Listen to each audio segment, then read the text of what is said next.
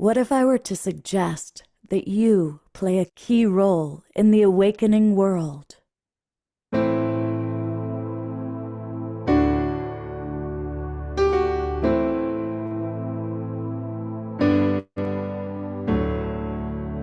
that you are watching this because you have heard the call.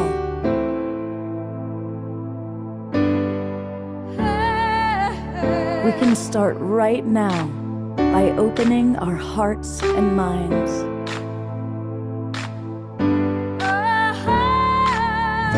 Welcome to the awakening world.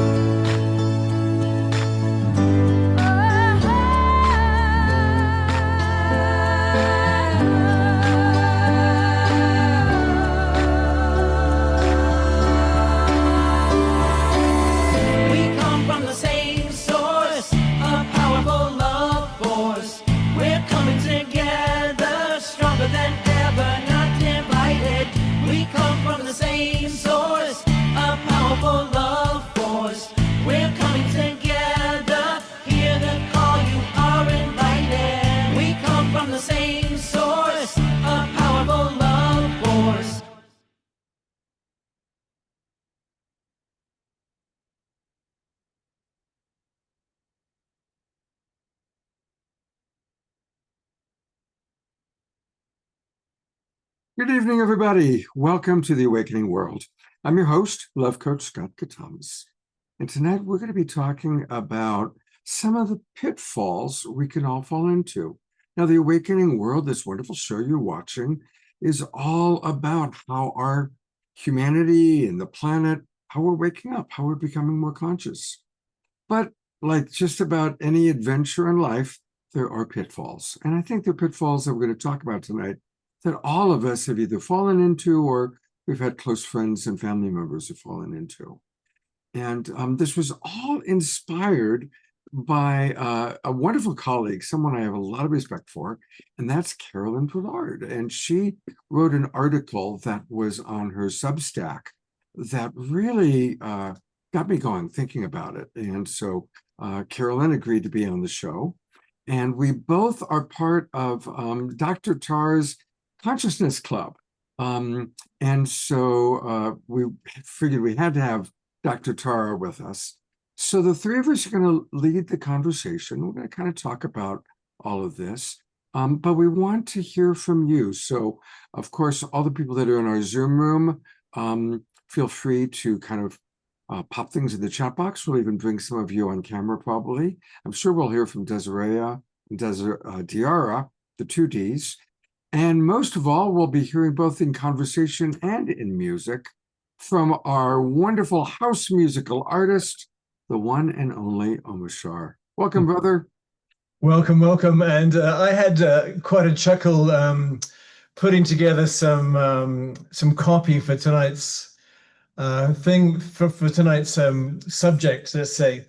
And when I was looking up narcissism, I found out that it was basically from the Greek god called Narcissus, who fell in love with his own reflection. And that kind of sums it all up, really.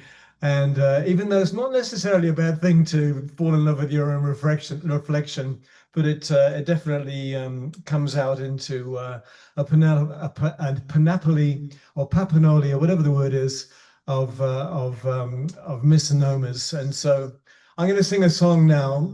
Is it time to sing a song, or we got something else? Scott? We would love for you to sing a song. Okay, so this one's called I Am the Lover You Need. And you can actually headbang to this one. And so, Dr. Tara, we're going to be watching you. And there we go.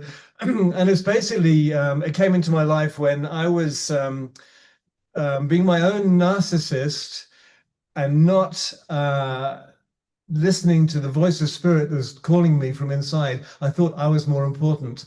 And this thing knocked on my door and I said, you know what? I am, as in the I am presence, the lover you need, not anything less than that. And so I'm going to change a couple of things here, and let's get jiggy with it. That one goes here. And are we ready? We're ready.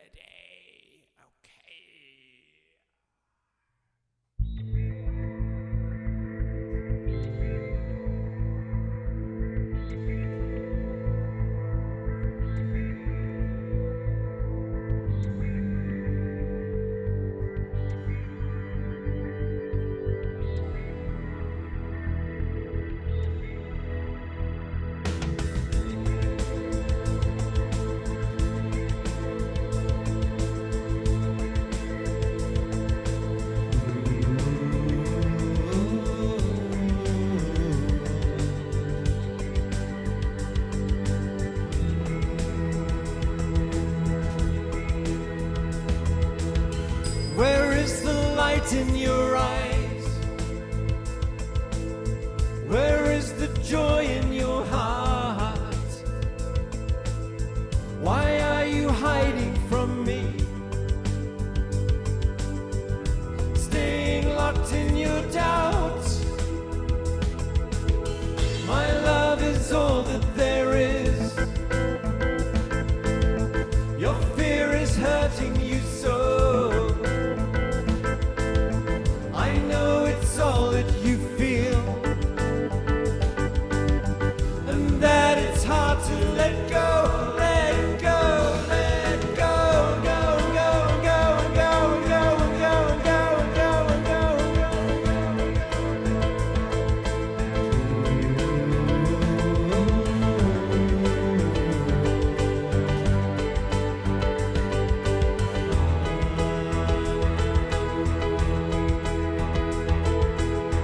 again, that look in your eye.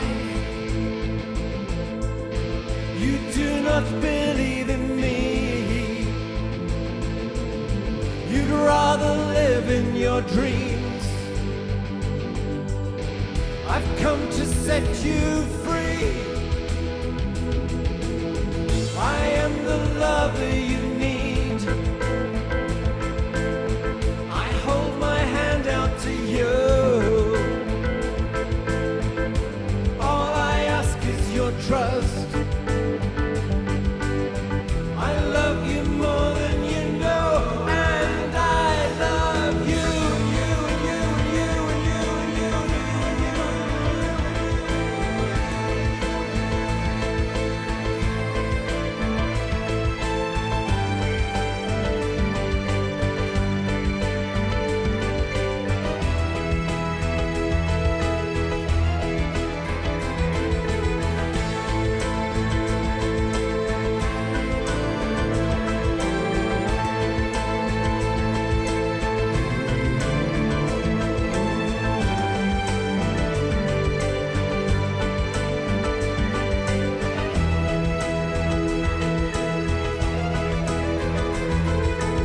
I see you longing for home.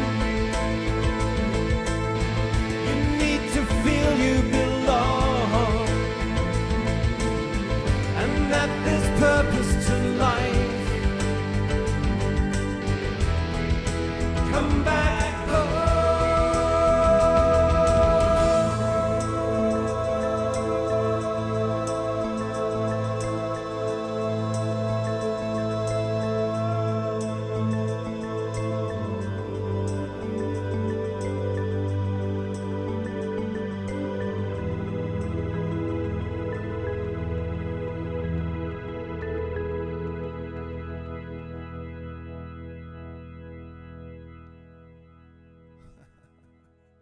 Oh, great opening song.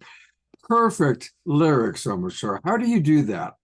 How do you do it? It's the lover within me that does it. I have no claim to any of it. Absolutely spectacular. Thank you so much. Thank you. I mean, those lyrics were just exactly what we're going to be talking about today. Yes, it is. Thank you. Pleasure. Well, I think it was Dr. Tara, as we were preparing for the show tonight, suggested that we kind of share examples of our lives where we've kind of maybe fallen into these pitfalls. And so I'm gonna lead the charge with that. So I was born and raised in Los Angeles, and I was in the entertainment industry at a very early age. Um, and I was fortunate. I was very successful producing educational television.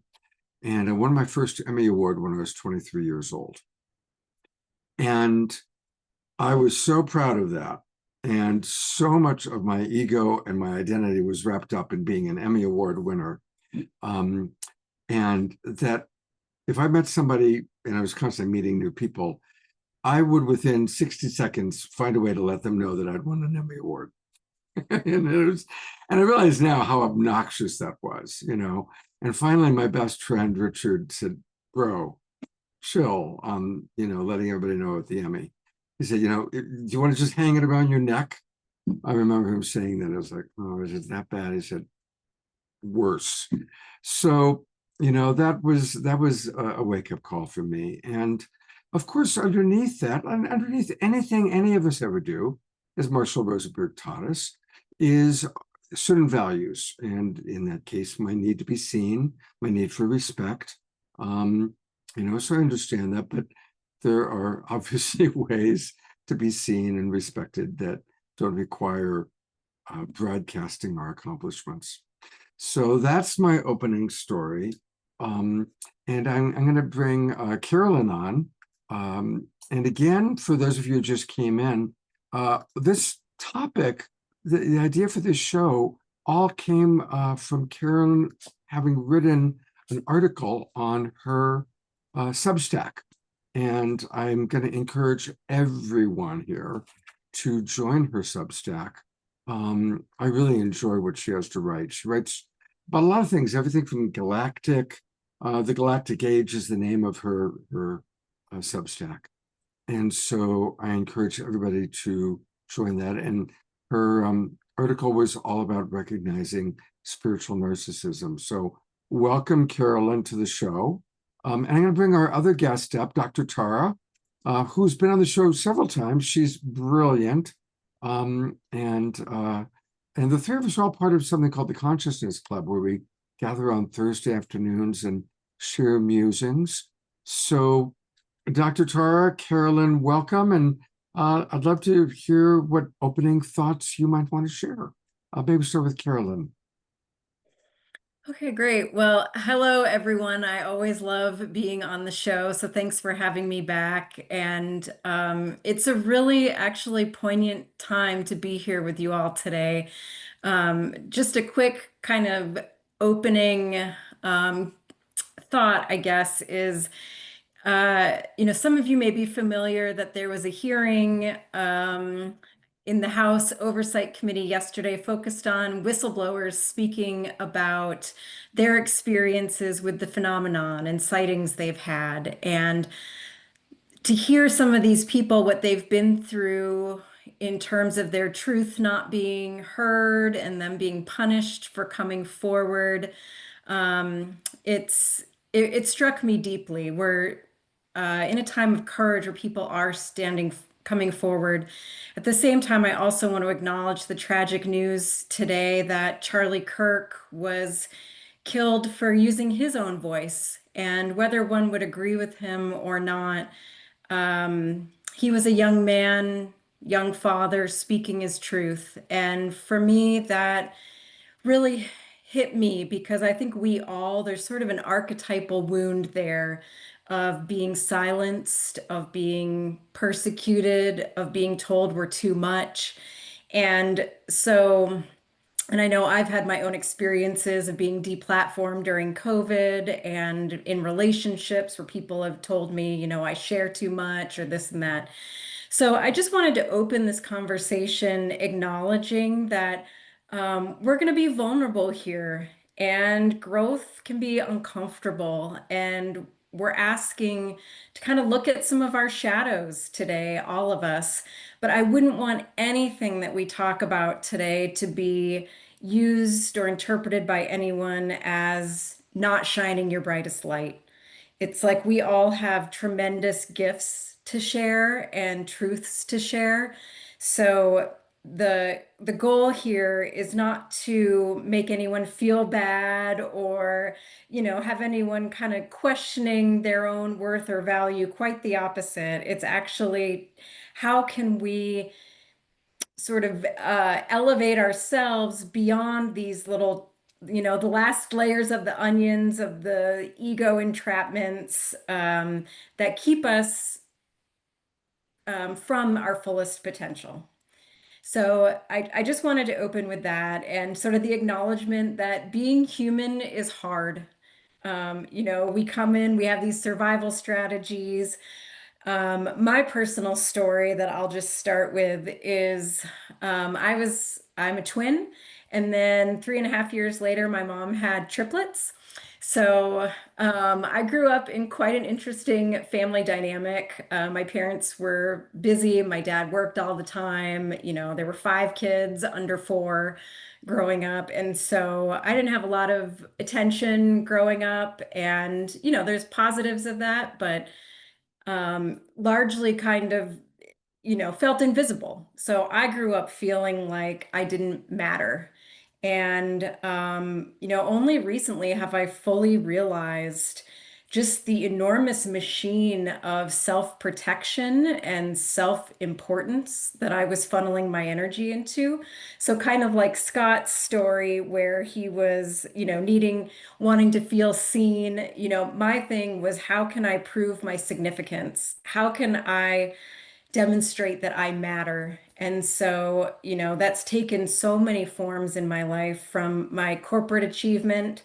I remember getting performance reviews where people have said like, okay, Carolyn, we know you're smart. You don't need to prove it to us in every single meeting, And it's like, oh God, yeah, that is obnoxious, And part of what inspired the article, aside from being on the receiving end at times, was realizing that as I went through my awakening, there was a genuine desire to share what I was learning and to share my journey. At the same time, I do think I was using my own spiritual insights and awakening as a way to feel significant and to prove that I mattered. And so it showed up in ways initially of trying to build a business around my awakening to guide others, which again is not wrong. We need leaders, teachers, guides, but there was a wound and an unmet need I was using it to fill,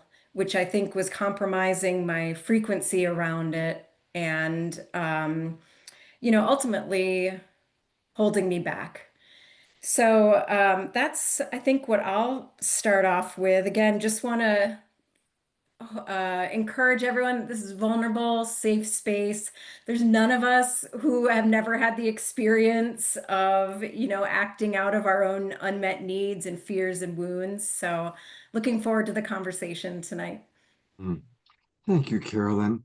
And thank you for putting out both what happened yesterday as we watched that incredible, and I'm curious, people in the chat box, let us know if you watched or have heard about the amazing congressional hearing that took place yesterday. And yeah, there's one particular gentleman going into detail about how he was castigated, and then of course the assassination really of Charlie Kirk today. So thank you for pointing that out and creating a safe space for us to really share from the heart. I really appreciate that, Carolyn. Also, your friends Andrew and Connie are in the audience, and they mentioned that they filmed you for their movie, so that's very cool. Here is our other featured guest for the night, Dr. Tara. Dr. Tara, I'm really eager to hear what you have to say. Thank you so much, Scott, for having me on the show again. I just love being here. Omashar, thank you so much for the musical accompaniment. Your talents are really unmatched, and the vibe that you create, I mean, it's really just so spot on. So thank you for that. And Carolyn, thank you so much for being so vulnerable in this space and really setting the frame for us. And I think that it's important to mention, right, as we talk about our own experiences here, it might bring up some stuff for you. And in essence, that's kind of the point, right? It's not fun to take a good hard look in the mirror, as it were, but it's so important for the evolution of one's individual consciousness as well as the collective. So it's not that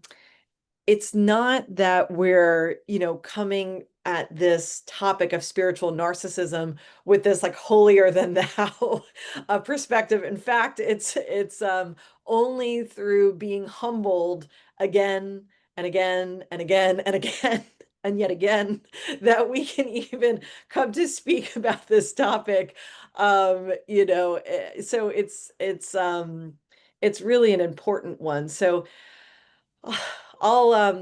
I'll tell my tale here of being humbled over and over. I liken it to being in a rock tumbler, just in that rock tumbler, getting tumbled around. So I started off as a ballet dancer in New York City, and really wanting to, be the best version of a ballet dancer that I could be. And my intentions, I think, were quite pure, wanting to be this, artist in this way. But what happened very quickly in New York in the 90s in the ballet world is that the equivalent of being a good dancer was having a thin looking body and not eating. And then all of a sudden, being in this toxic environment, there was this morality around the way that I looked and food and all of that. And after a rather tragic event of a friend of mine dying quite young of a heart attack, I realized that this toxic environment was so unhealthy, and that really I was exalting the ego, and I had put thinness as a proxy for being worthwhile as a person, as a dancer, in place. And so I realized that there was this largely toxic ecosystem that we had been living in, and I didn't want to be part of it anymore. So I went in the other direction. And I started out very purely wanting to help people and help them overcome eating disorders, and teach them, the dangers of what this could be. And then very quickly found myself told that, oh, well, you could be a scientist, and why don't you take this job at Harvard? And, oh, well, why don't you get a PhD? And then the next thing you know, my pure desire to help people became totally hijacked by wanting to achieve and publish and have this academic position. So I got the academic position. I became a professor at Cornell, and realized, at this institution where I was a psychologist, that I was completely miserable there. And not so unlike Scott, happened to mention quite often that I was a professor at Cornell and all of this as a way to kind of prop myself up. And also, like Scott, I had a friend kind of intervene and say, hey, like, you really got to cool it with this Cornell business. Kind of the equivalent, like, do you want to wear your diploma around your neck, like Flava Flav with the clock, if you're aware of that reference. But, I had to once again take a very good hard look at what my motivations were.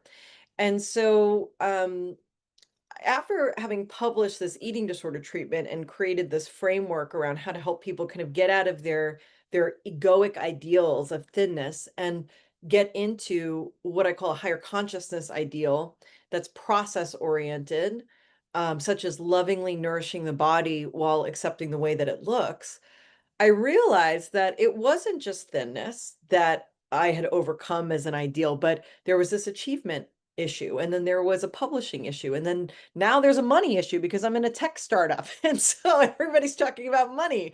And so now making money is this ideal that, I have to really be aware of as something to not fall prey to. And it's a struggle. It's a constant struggle. So essentially across my life, I've been tempted by each new egoic ideal and hooked right into that egoic ideal and been humbled, and so on and so forth as it goes in the rock tumbler. And through all of it, I'm learning so much.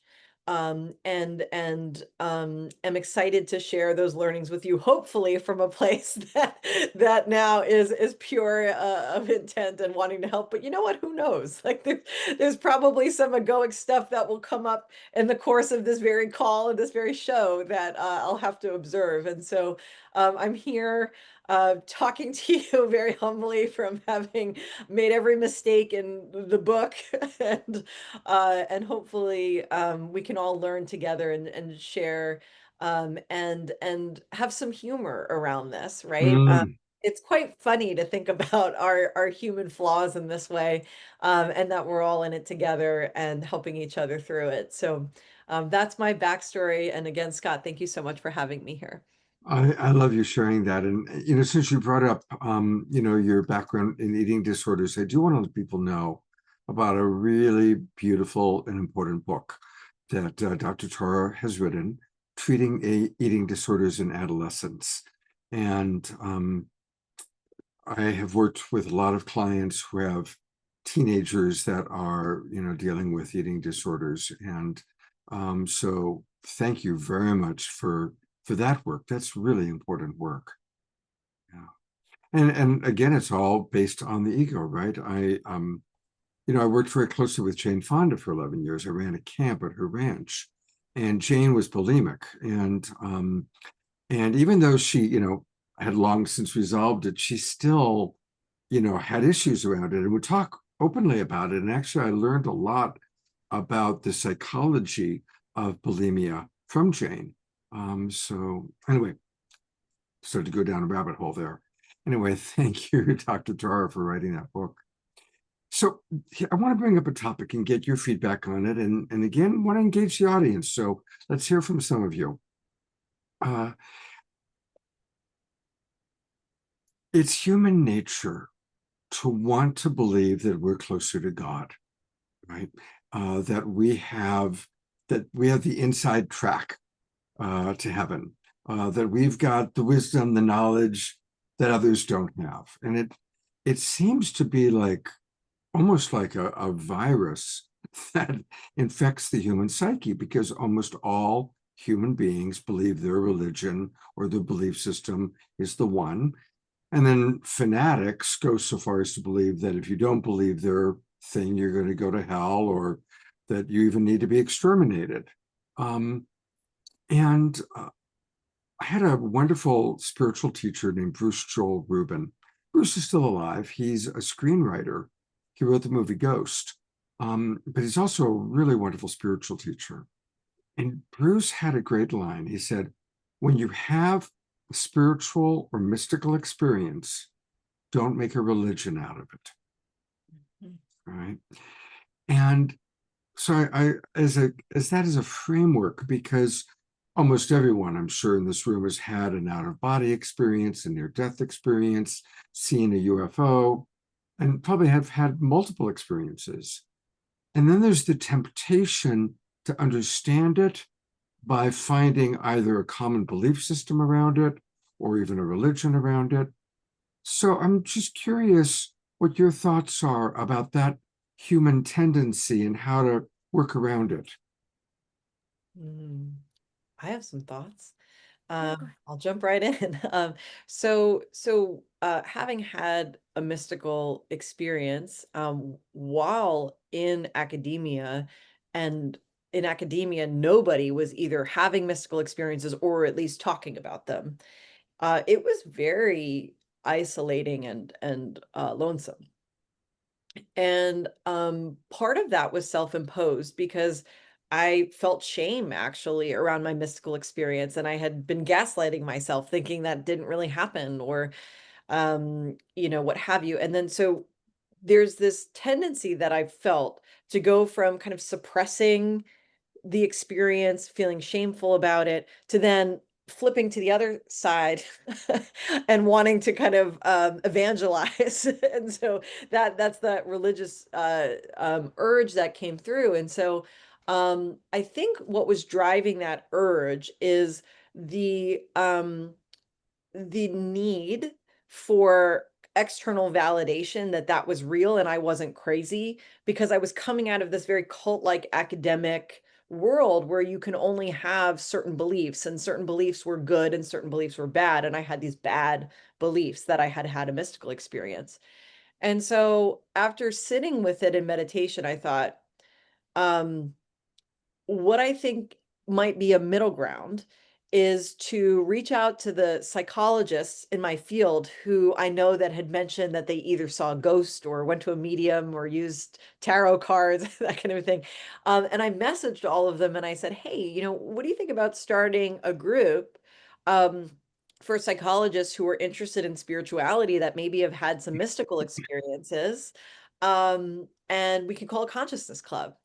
And right away, a few psychologists were like, yes, please, I'm alone. And so this community started to emerge. And I had invited Alan Steinfeld into the group to teach a bit about what he's an expert in, which is remote viewing. And then he said, you know, I like this club. Can I invite my friends in?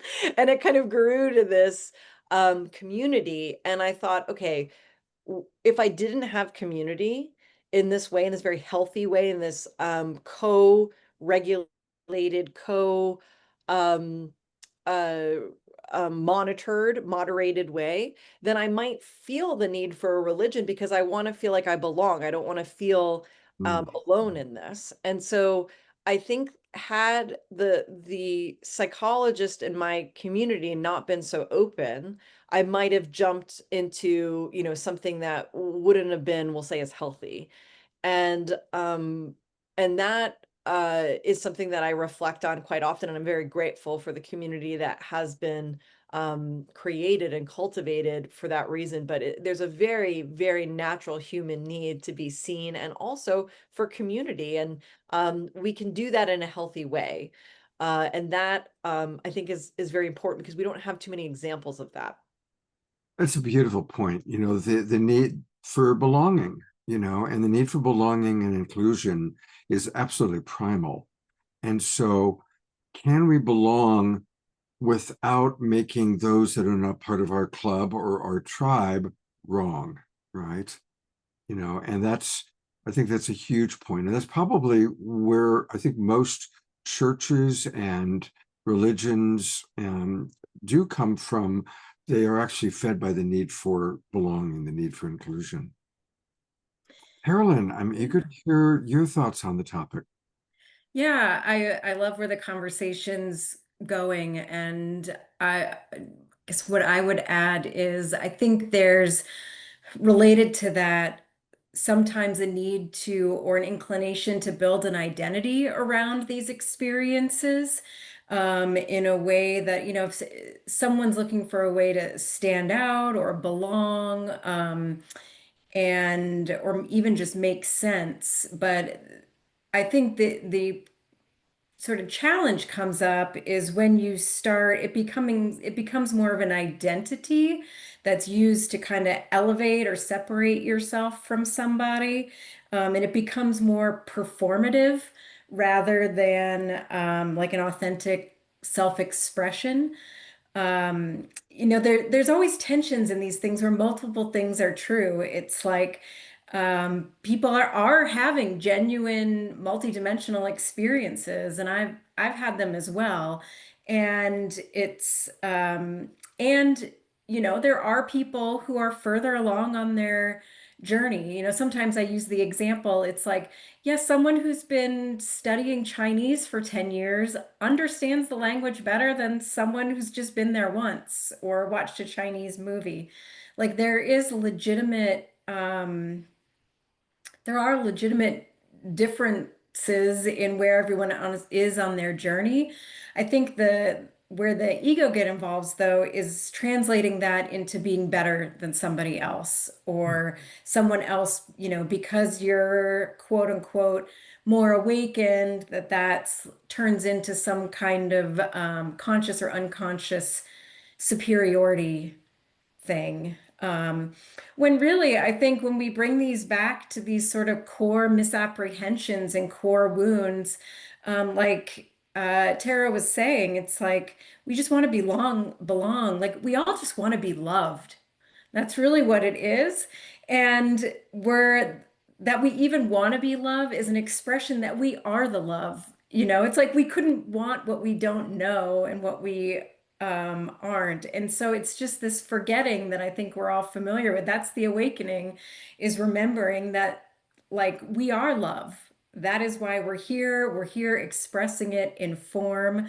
And so that was part of what I think kind of the remedy here is too, is and part of what helped me snap out of it is like it's actually not possible for any of us to be above anyone else. We can be in different places, we can be different expressions, but it's like that saying, like all different but equal. Mm, beautiful. Thank you very much.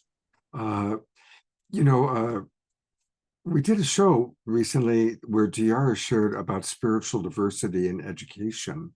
And I'm going to bring Diara up for a moment because this is a good segue for her work in spiritual diversity in education as a way to remedy the very challenge that we've just been talking about. So, Diara, anything you'd like to share? Thank you, Scott. Yeah, Carolyn, I thought about that when you described, creating a space inside your field, or was it Tara? I'm sorry. Inside the profession for conversations about consciousness, which is something that's relatively new in our society, blending it into the mainstream. When I started doing that in the field of education over 30 years ago, it was to create a space for people to talk about that part of themselves that's not seen in a way that's inclusive and that builds cohesiveness. And there is that difference between being in love with your belief and then evangelizing it, trying to push it onto someone else. And it takes a sort of ego strength, if I can spin the wheel on our use of the word ego. It takes an ego strength to be true to your convictions and to be able to hold on to them and also listen to others without losing your point of view. And that was one of the things I wanted to teach the kids how to do and what to do as well. I know we use the word ego a lot, but I think it's got a bad rap in some ways. I mean, there has to be a sense of self or a self-identity that's strong enough to get up and be seen, like talking right now. And as I was listening, I was thinking that there's also the flip side, of false ego and or false humility, like pretending that you're less than and not owning up to your power and not shining your light and challenging oneself when we're holding back. Thank you, Desiree. I can feel that. When we're holding back to get out of ourselves, whether we call it ego or what, but to put the personality to the side, to be the true one, to be speaking truth. And I'll end this part of my soliloquy with a joke I came up with on narcissists. So I thought about this years and years and years ago when narcissism was beginning to be discussed in our spiritual community, in our conscious communities. And I was listening to that.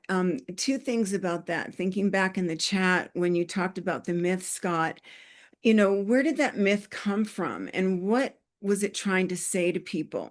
It was telling people that to love yourself is not good. It's incorrect in a way. I'll go back and read the myth to make sure there's not a correction there for myself because it's been a few years.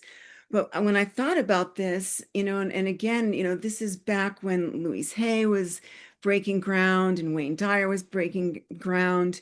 I thought, narcissist got a bad rap, man. He was just doing his mirror work. A little bit that I remember about the myth is actually the story of Echo and Narcissus. And Echo was a maiden in love with Narcissus, but he wouldn't pay attention to her because he was so wrapped up looking at himself in the mirror and looking at his beauty in the mirror. So that's where narcissism comes from. But the word echo also comes from that because she kept calling to him and calling to him and calling to him and not being heard. So that's where the word echo comes from. Just a little bit of a history there. I'm going to read a couple comments from our audience, and then Dr. Tara has something to share. Susan Bloomquist points out the myth was about social responsibility, and I think that's also true. Bridget writes, I love what Dr. is saying about the ego.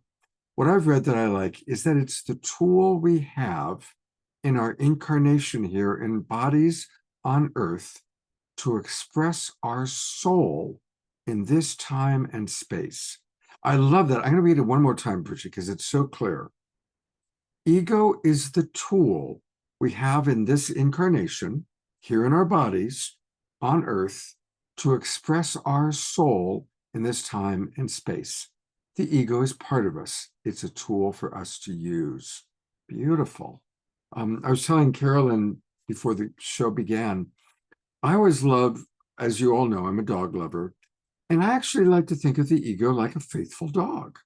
And if the ego is in service to the master being our higher self, our God self, then it's a wonderful tool or a wonderful part of ourself. But just like a dog that's not well trained, that's just barking at everybody or even biting people, well, that's not a great dog to have around. So that's the analogy I always like to use. Dr. Tara, I am turning things over to you. All right. Well, I have a bit of a different take, right? Oh, good. Yay. I just We like that. So I love this conversation because we could be dialectical and grounded and really look at all angles of this. And so we can get into a little bit of philosophy, a little bit of semantics, but essentially as a psychologist, what my job largely is to do is to think about specific concepts that live in our psyches and whether they're helpful or toxic. And if they're toxic, how can we address them? And if they're helpful, how can we enhance them?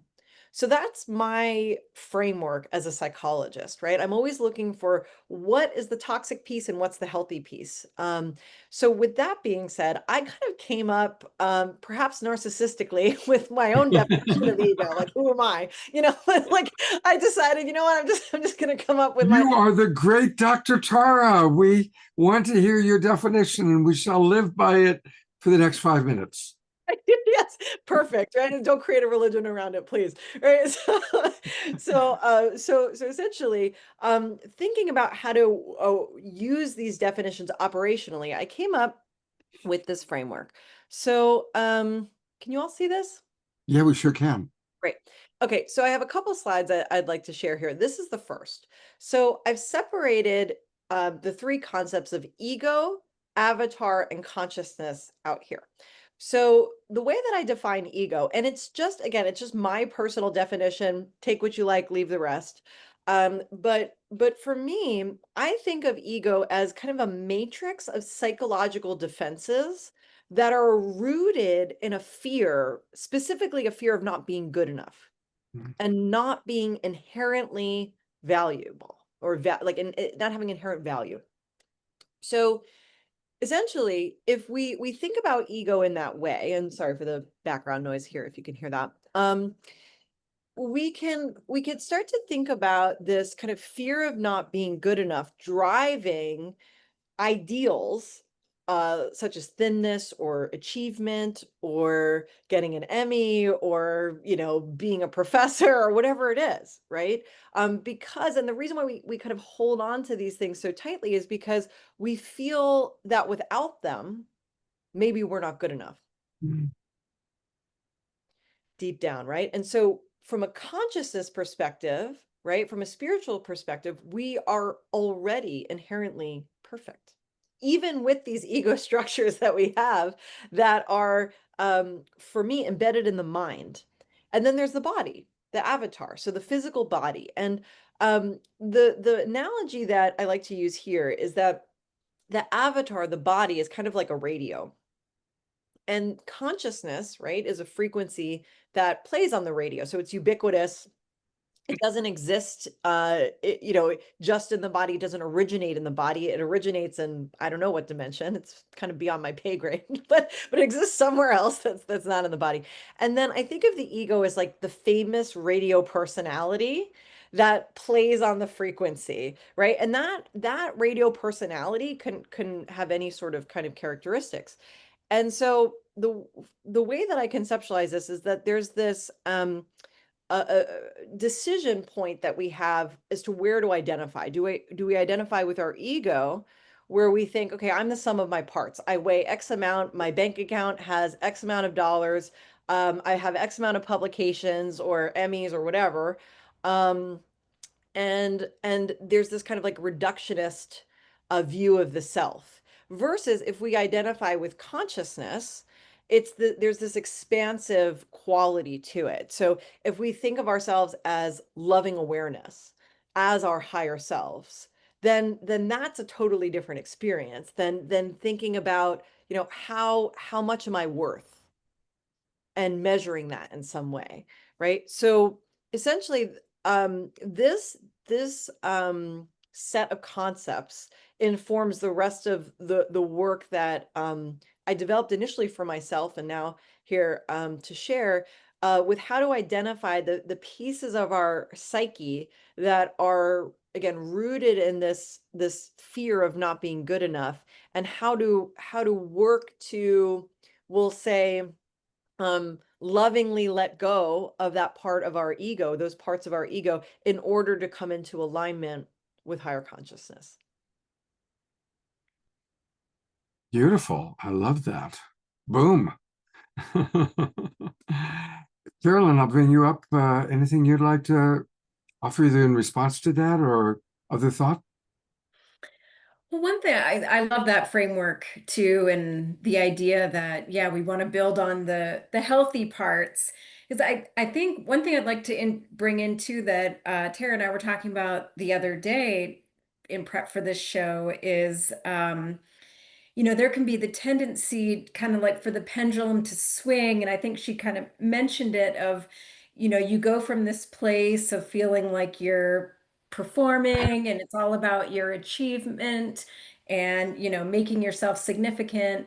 And then you have a realization around that and swing the other way. And it's like, oh, like humility is to be invisible, you know? And I think women in particular, or at least speaking for myself, I think we have a really complex set of pressures going on in our ego, because there is, like, for me, there was that, how can I prove my worth and significance? At the same time, there was this fear of, you know, you think of experiences like I had a parent who was quick to anger. And so you start managing everybody's emotions and reactions and all these ways that you kind of self-censor and hold yourself back.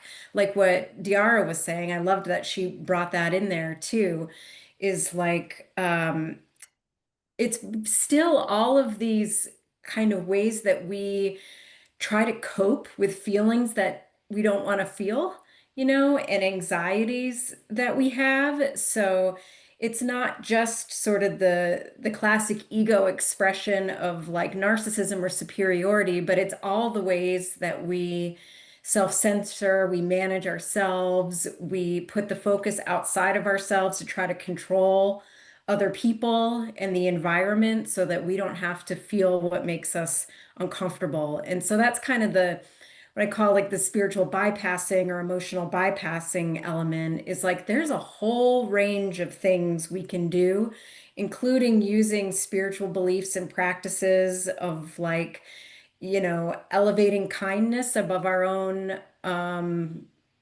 like self-worth and value, like accepting people's abuse. Sometimes I joke, this is one of my part of my journeys, is like realizing that at some point, like I need to stop being a dumpster for wounded masculine energy. That would really help at some point.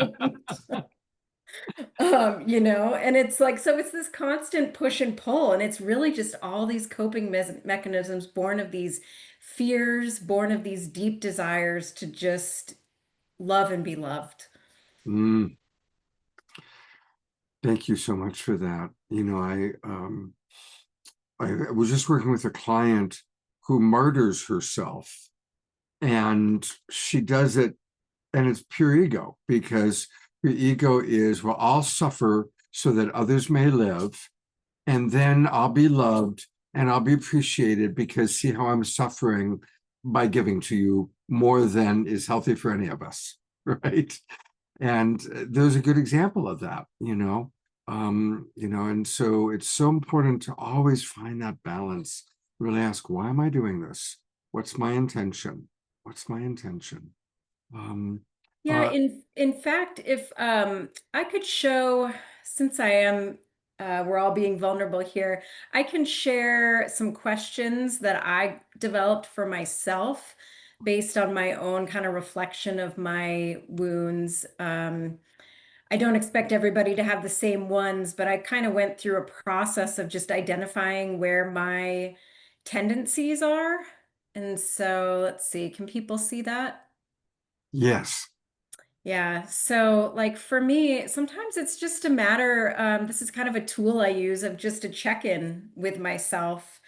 If I'm feeling something or pulled or feel conflicted, I try to slow everything down now instead of reacting in the moment or feeling like I need to rush, of just like, okay, what am I feeling here? And then asking myself, that's actually kind of the first question is, didn't make it to the list, but is like, how am I feeling? What am I feeling?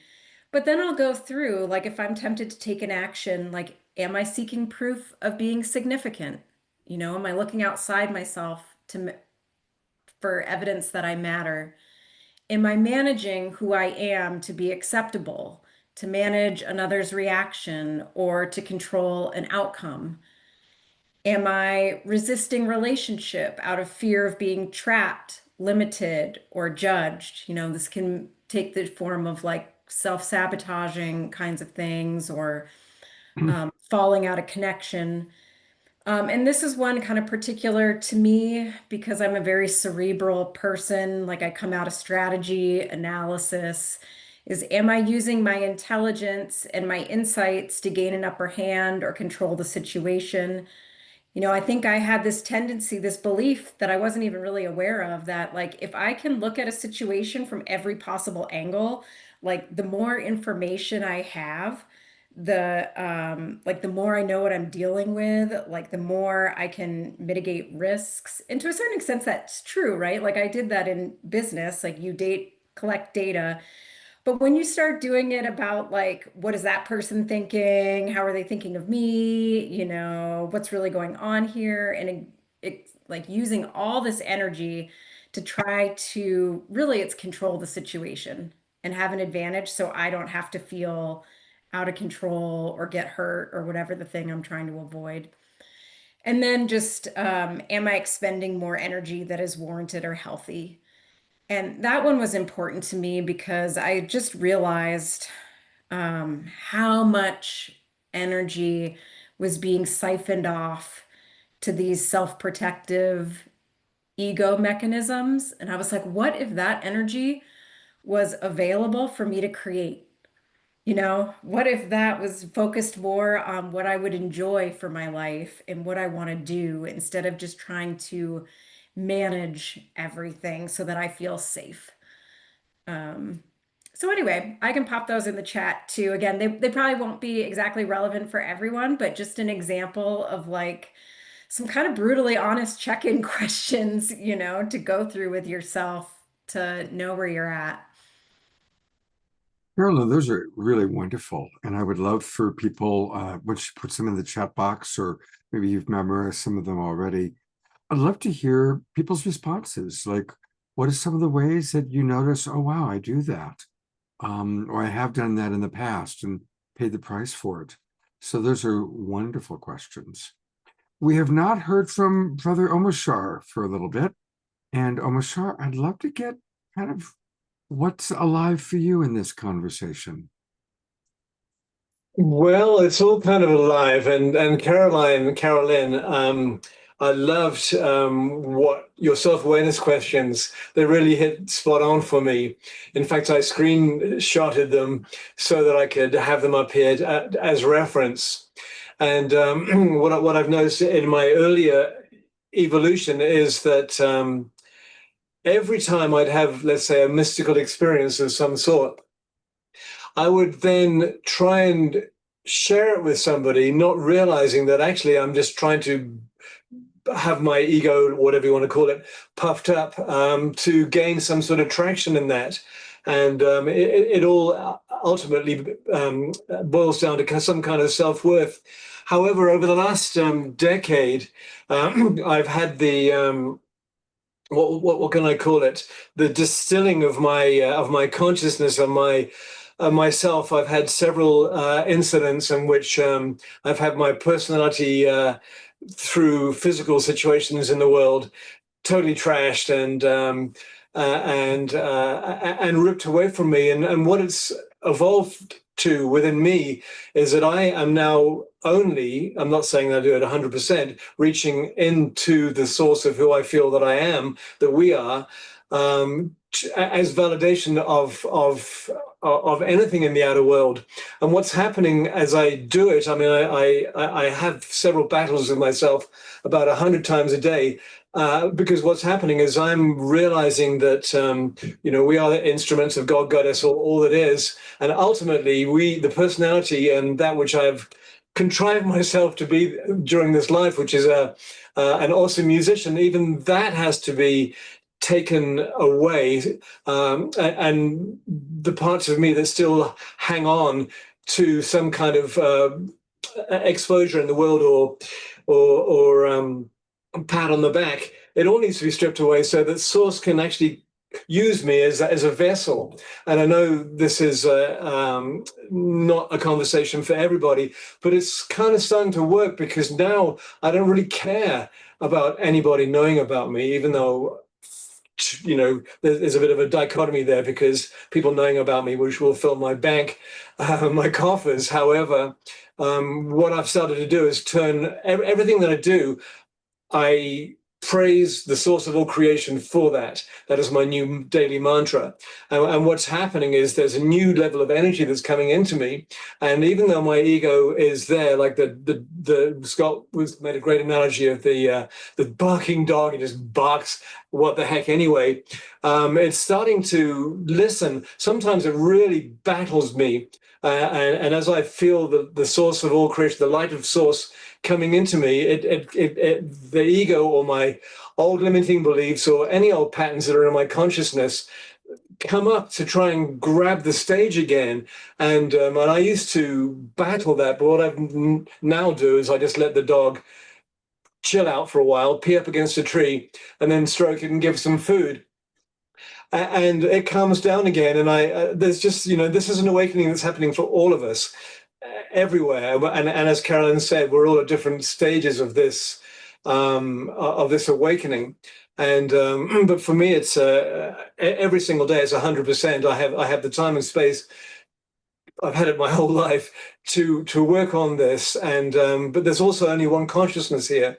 There's many individualities, and what I put into the pot is now available for Scott and for Diara and Dr. Tara, and what Dr. Tara puts in the pot is available for me.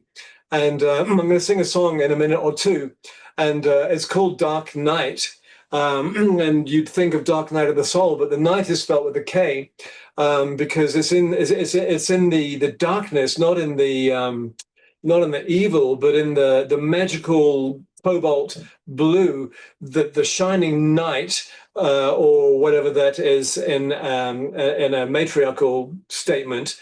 I don't know what it is, because otherwise we go to maiden, and then that gets into all sorts of trouble. But there's a part of us that's shining through, and we have to let go of everything. And I know that Alan Watts said the ego doesn't exist, but at one level it did, or it does. And so it's very nice, Alan. I love you. However, you're not here right now, so I can say what I want. And so anyway, where are we, Scott? Do you want a song now, or should we carry on? Well, I'd like to take a breath because that was wonderful what you shared. So, Yeah, let's repartee a little bit. Thank you, because I tend to have one big breath and I spend it all out, and then think, hang on, I haven't breathed at all during that statement. yeah, and we definitely will go to a song in a moment, but I'm going to bring up our colleagues because I noticed that Dr. Tara had her heart up. She had a heart on. It's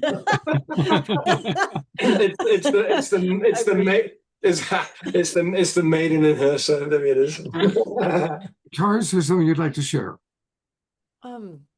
Yes, actually. So Omashar, first, thank you so much for that. It's such a beautiful and heartfelt reflection, and the practice of really bringing in God and the divine into your practice of letting go of ego is so beautiful. Um, there are so many things to kind of riff on here, but I'll just pick two. The first is just that any 3D element could be related to with ego or higher consciousness. It's not that, for instance, money is evil, but it's our ego's attachment to money, right? So if we earn money, for instance, in service by playing this beautiful music that raises the vibration, right? It's about, as you so beautifully said, right, having the money come in, and then also kind of appreciating the divine, and that process of noticing, the dog, as it were, right? Noticing the ego and letting it go really is it. It's a rinse and repeat kind of a thing.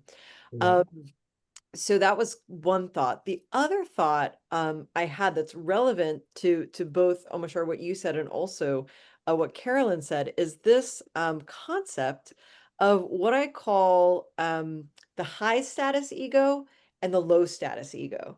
So the high status ego is the one that we're kind of all more familiar with, right? This wanting to be on top and feel powerful and important, and the social positioning of the high status ego is one of wanting to be alpha.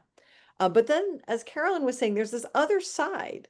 There's this, what I call low status ego, that can show up, which diminishes oneself. It lowers oneself in relation to the alpha ego of others.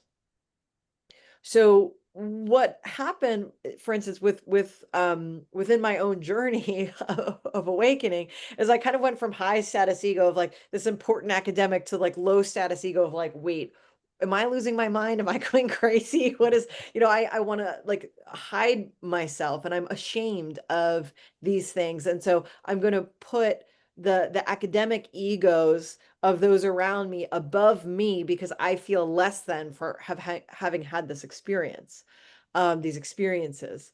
And so neither is rooted in love, truth, and service.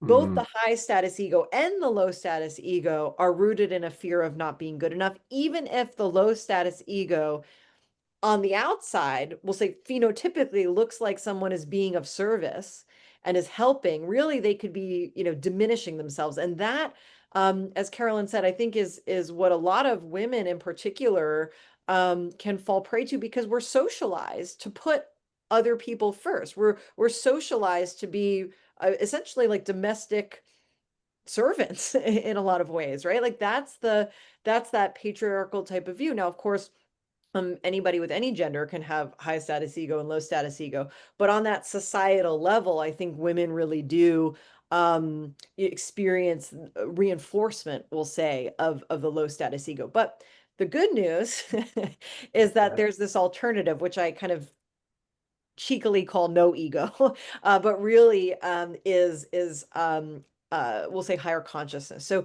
rather than wanting to feel either above or below, there's just no hierarchy when it comes to higher consciousness.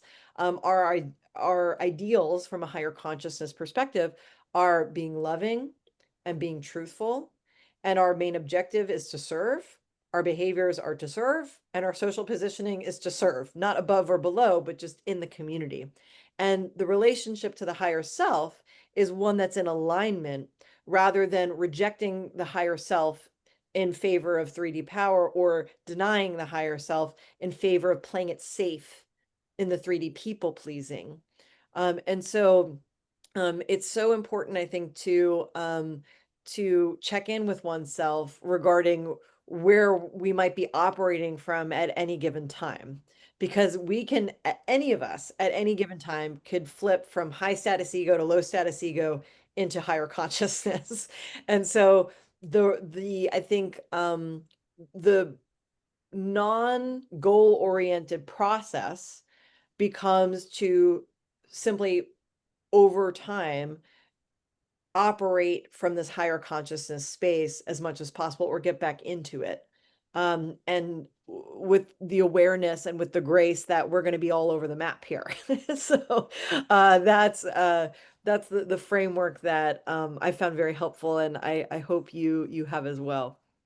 Yes, indeed. And what I've found is that the more I get out of the way, I have this double-edged thing. There's a kind of a guilt comes in that I'm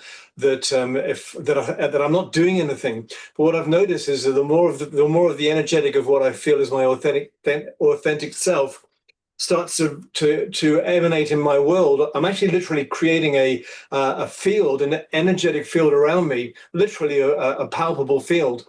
And when I'm in the past, when I used to be amongst high academic people, because very often I would be the sugar that helped the medicine that goes down at some high-end conferences, I would find myself diminishing in their presence. But what I see now in retrospect is just literally an energetic field. And if you don't have your own energetic field rooted in the deepest truth that, you know, we're all equal individualizations of consciousness of the God source, then that's when the pendulum swings from the high ego to the low ego. But if you're rooted within yourself, within your heart, within knowing that all power and all good and all creation comes from the one place, then someone else's energy field doesn't diminish yours, and you can walk into it and not try to change theirs either, because we all have validity, we all have a right to speak, and what it's come to in myself is that now I can actually listen to other people rather than thinking there's any push and pull. And yes, so in some of the early shows I was on with Scott, I'd find myself pitting myself in my mind against what the person was saying, the presenter. And over time, as I've mellowed, I've realized that I was not really listening. And now I can, because my ego's what is it? Ego backwards, OG or something. I don't know what it is, but anyway. I'm really loving this conversation. And Dr. Tara, if you can put that most recent into the chat box, I love that description. And I also love that where we're all going through is serve, serve, serve. And again, bringing our ego into alignment with our God self, our higher self. I'm going to read just a couple comments that have come in, and then we're going to have an Omashar song. Charlotte is with us. It's always wonderful when Charlotte's here. She writes, Dr. Tara, this is so resonant. As someone who has struggled at both ends of this spectrum, particularly the lower ego, always revolves and dissolves when I am in service. Right on, Charlotte. Eleanor Joy writes, awesome awareness, Omashar. Trina Joy writes, thank you, Dr. Tara, Carolyn, Scott, Omashar, and everyone. She has a question which we'll go to after Omashar's song, but I'll read the question now so you can contemplate it. Her question is, are there any ideas and suggestions as to how to find the right healthy boundary and balance between the desire to be seen, acknowledged, and respected, and feeding the ego by putting too much importance in external validation and tendency for sense of superiority? So great question, and we'll tackle that after the break. One last thing I wanted to read for you, Omashar. Shoshana earlier had said, Omashar, that is such an authentic share. You have a sincere heart. You are a profoundly gifted music vessel and special soul. And with that, he will now demonstrate Shoshana's reflection.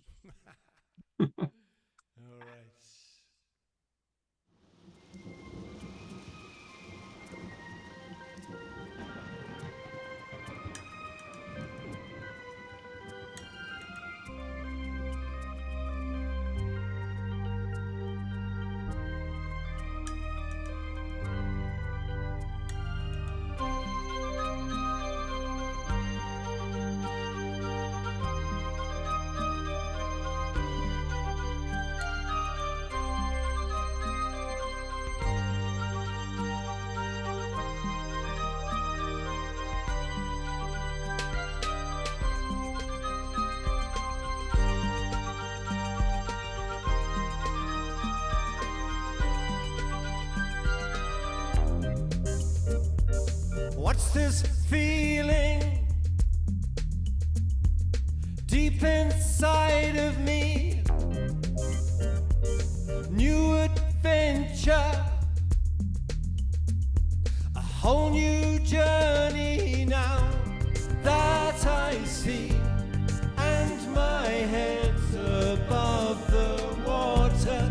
I am new, I am life, I am everything I dreamed of. Whoa.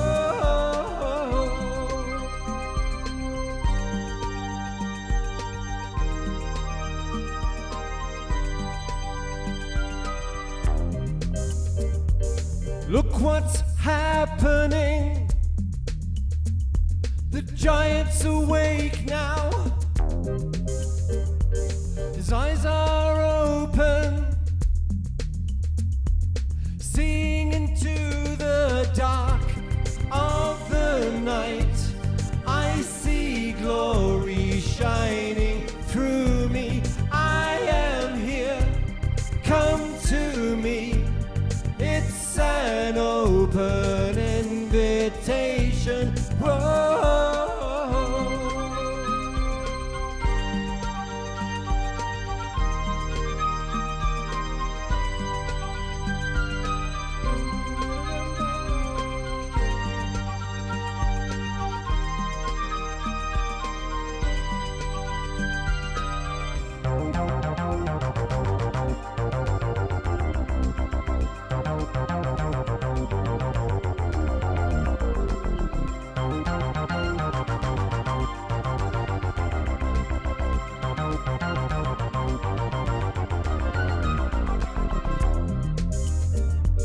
What's that over there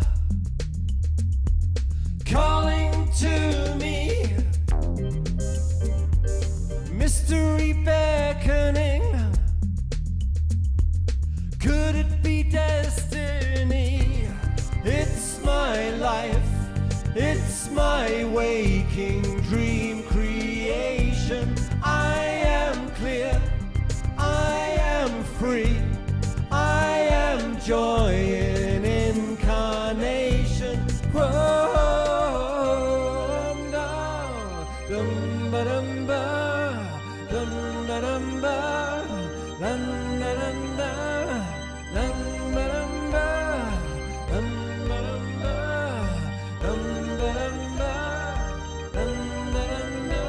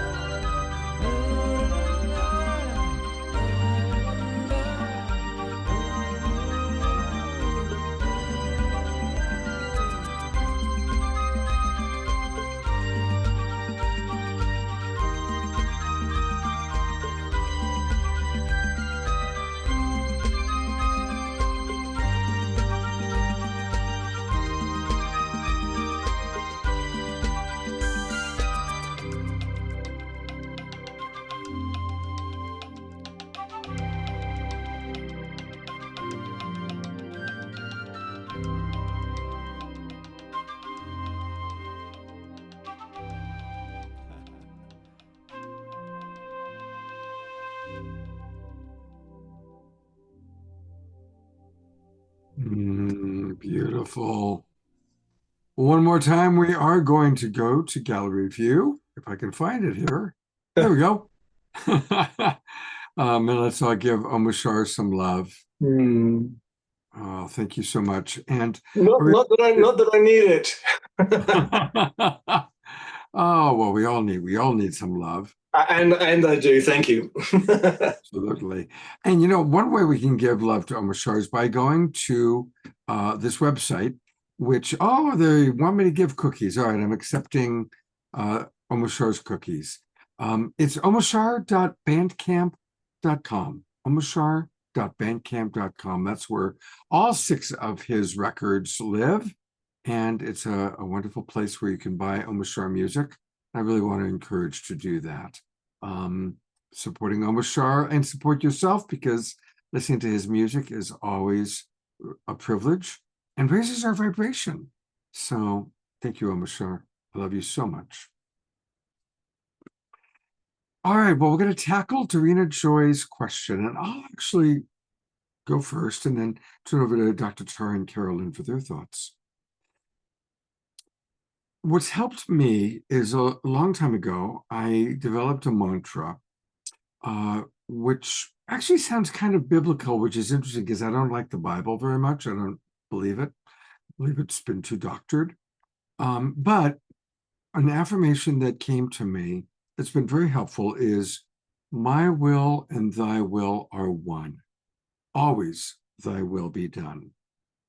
And when I noticed that I'm beginning to do too many things out of ego, out of wanting to get acclaim, wanting to get validation, or maybe I'm stuck in shoulding on myself. I should do this, I should do that.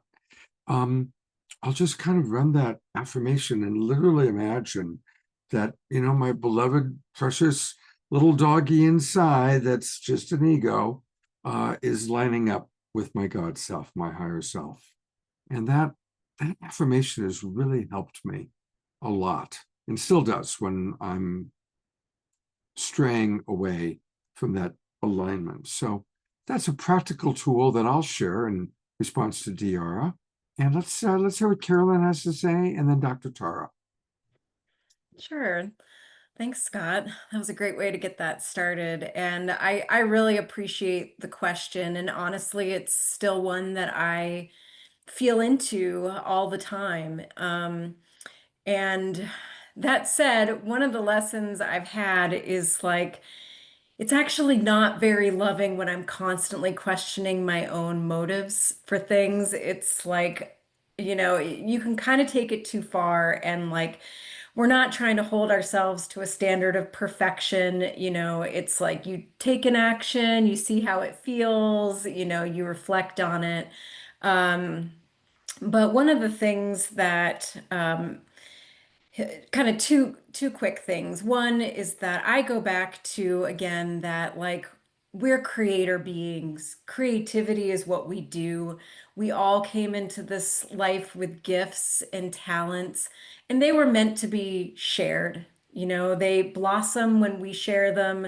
They're of service to people when we share them. So, I kind of like, when in doubt, like, share, and it's like, just don't be attached to the outcome. And so part of what's my guide is like, let's give an example. If I'm writing an article, am I writing this from a place of my own enjoyment and my own fulfillment and my own learning? And would I be okay putting it out there if not a single person read it? But it's just the act of creating it, of putting it out there, is honestly a high vibrational experience for me. It's rewarding and it's an expression of myself. So that's part of how I go through, is like, is it coming from a place of overflow, or is it coming from a place of need? And like, is it coming from a place of internal nourishment or seeking external validation?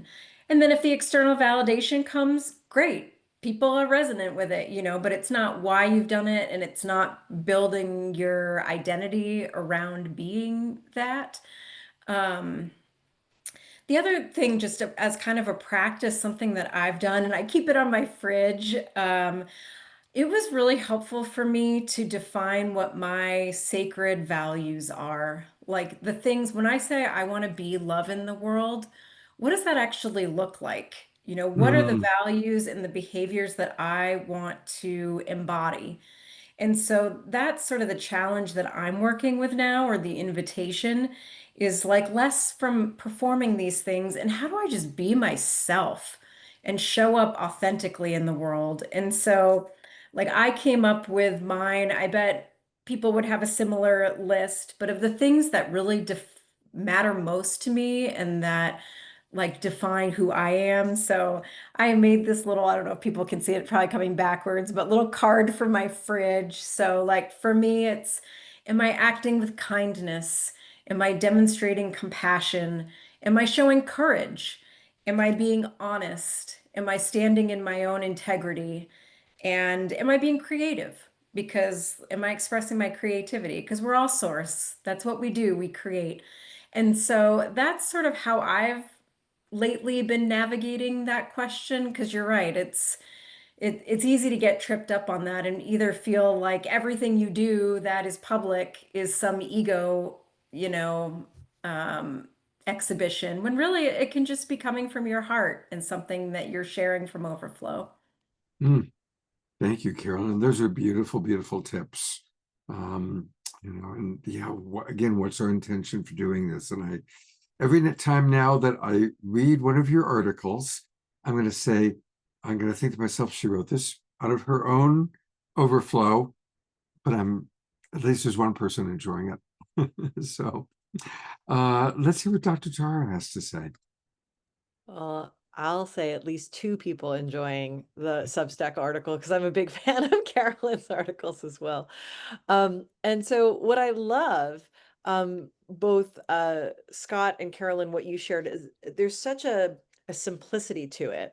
I'm going to counter the simplicity with some complexity because I'm a psychologist and we create frameworks, and so I really love in terms of creativity, to create these like really thorough frameworks. So I'll do my best to both keep it simple and thorough at the same time.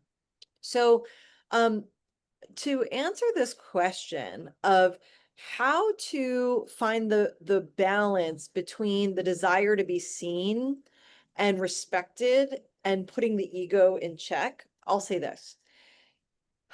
The desire to be seen, speaking from my own experience, also came from that place of lack, but not necessarily a fear of not being good enough. It was a lack of connection to both myself and other people.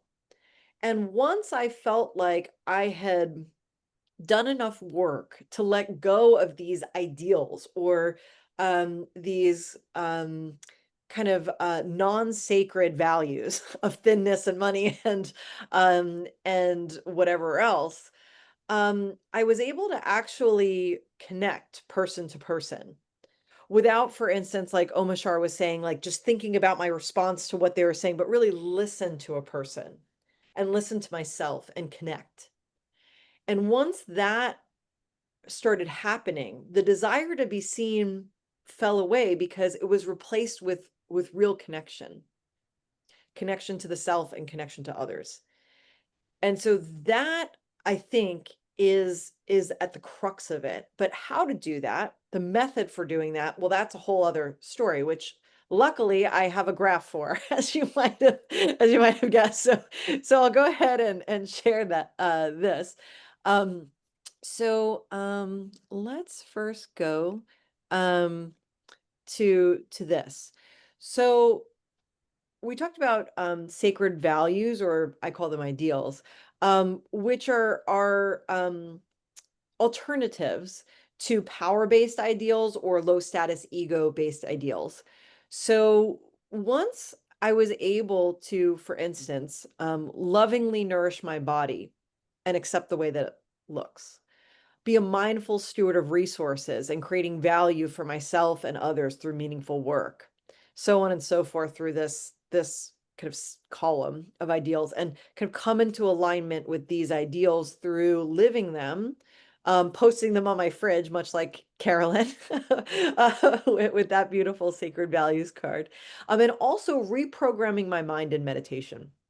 So in meditations, I tried to root out these, we'll say, non-sacred egoic ideals, and instead set my true north to these love and service and truth-oriented ideals. And in practice, coming out of those meditations and wanting to live in accordance with those, I came up with these examples of how to, in the process of being of service, actually work through your ideals and your egoic hurdles as they arise. So for instance, if out of the desire to be seen or to connect or to be respected, your ego hurdle is to act on the urge to compulsively help or save others, then what you can do behaviorally, in addition to the meditations and the kind of cognitive practices of thinking about these things and talking about them, but to actually put into action something that will help you to break up those habit patterns. You could, for instance, if you had that urge to compulsively help or save others, volunteer where there's no saving anybody. Go to a hospice. Go to a geriatric psych ward, for instance, which is a very specific example of something that I found very humbling. And a lot of these examples here are things that taught me lessons. So to volunteer where there's no saving, to simply be of presence, you know the person's going to die. You know there's no recovery. That helps to get out of the egoic desire to be seen or to be helpful. Another one, just kind of going down the list here, is personal recognition for helping. So if that's something that is coming up for your ego, then you could do something like, for instance, practice anonymously volunteering or donating. And basically doing the opposite of whatever your ego wants you to do. I mean, if we're just making it simple, identify what your ego wants you to do and do the opposite, I think is a pretty good rule of thumb. And so that is essentially how I would think about the process by which you can start to shed that ego and come into alignment in order to connect. Beautiful. Thank you so much. And again, if you can pop those into the chat box, they are wonderful. Absolutely wonderful. We're going to go to Desiree. And although we always enjoy watching her movement, she does speak. And when she speaks, wisdom comes forth. Desiree. Thank you so much, Scott. I love what you just said, Dr. Tiara. Just letting go of the ego, and so that we can make that true connection. And I love the topic tonight. In my experience, I definitely experienced a lot of what you guys have experienced, to the point where I got so excited when I went through my spiritual awakening. I was like, I want to share it with everyone. Like, be excited with me. It's like opening a gift on Christmas morning. Like, yes, this is awesome. But I realized it wasn't always accepted by people. And some people were really being like, oh, so you're just better than everybody? And it really hurt me. So then I went through a time period where I kept it to myself and I didn't express it because of the backlash that I did get. Now, when you fast forward, I find that when I'm my true authentic self and I hold that space for others and I allow them to just tell me wherever they're at on their journey, whatever they need to see. So if they need to tell me about their amazing experience they had, great, I'm here to listen. If they're to tell me about whatever's going in their 3D world, their drama and trauma, they need to express that, great, I'm here to listen. But it's when I'm my true authentic self and I allow others that space, or wherever they're at, is where the true connection happens. And so I really try to stay there without, my fears coming in, my insecurities. And so for me personally, whenever I recognize something like that coming up, I almost immediately go, okay, where'd that fear come from? What happened? Am I acting out of that fear, or am I acting out of love? And it's kind of just a checkpoint for me. So that's one thing I wanted to talk about. But the other thing is you can see it energetically. So I find that narcissistic energy can be seen with people's main chakra system. That fear will actually, for me personally, what I visualize is like a metal tube that surrounds that main connection of chakras. And so just that energy isn't able to get in and out of that main channel. And so that fear that we have, those insecurities, those I can't be too much, but I can't be too little. I have to be just right. It actually creates a barrier, so we can't get that divine channel, that divine message that we're actually looking for. And our heart chakra is blocked, so we can't share that love as much.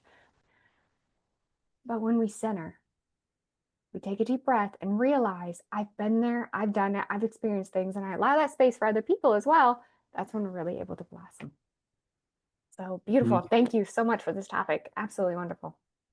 Oh, beautiful. Thank you very much, Desiree. Let's talk about spiritual bypassing, because that certainly is a common pitfall. And again, there's different definitions. I'll start with definition of spiritual bypassing. Can be not acknowledging the very real suffering, the very real pain that someone's going through, and immediately going New Age about it. You know, so why'd you crash your car? What's the lesson? The lesson is I'm going to punch you, you know. It's like, you know, let's lead with compassion. I think another aspect of spiritual bypassing is to not take personal responsibility for something and to, in some way, blame it on God, blame it on astrology, you know. Mercury was in retrograde. That's why I'm late and I missed our appointment, you know. So anyway, there's different forms of spiritual bypassing. The last thing I'll say about it, and then I'm really eager to hear what Dr. Tara and Carolyn have to say. Let's just remember to take responsibility, right? And to be sensitive to the impact of our choices on others. And with that, I'm going to go to Carolyn. Yeah, no, I love that. And I agree with how you were talking about that. I think the bypassing, ultimately, it becomes a form of kind of self-delusion too, and self-denial, where we're really prioritizing feeling better and avoiding discomfort than actually seeking the transformation or, you know, embracing what's available to us in the moment.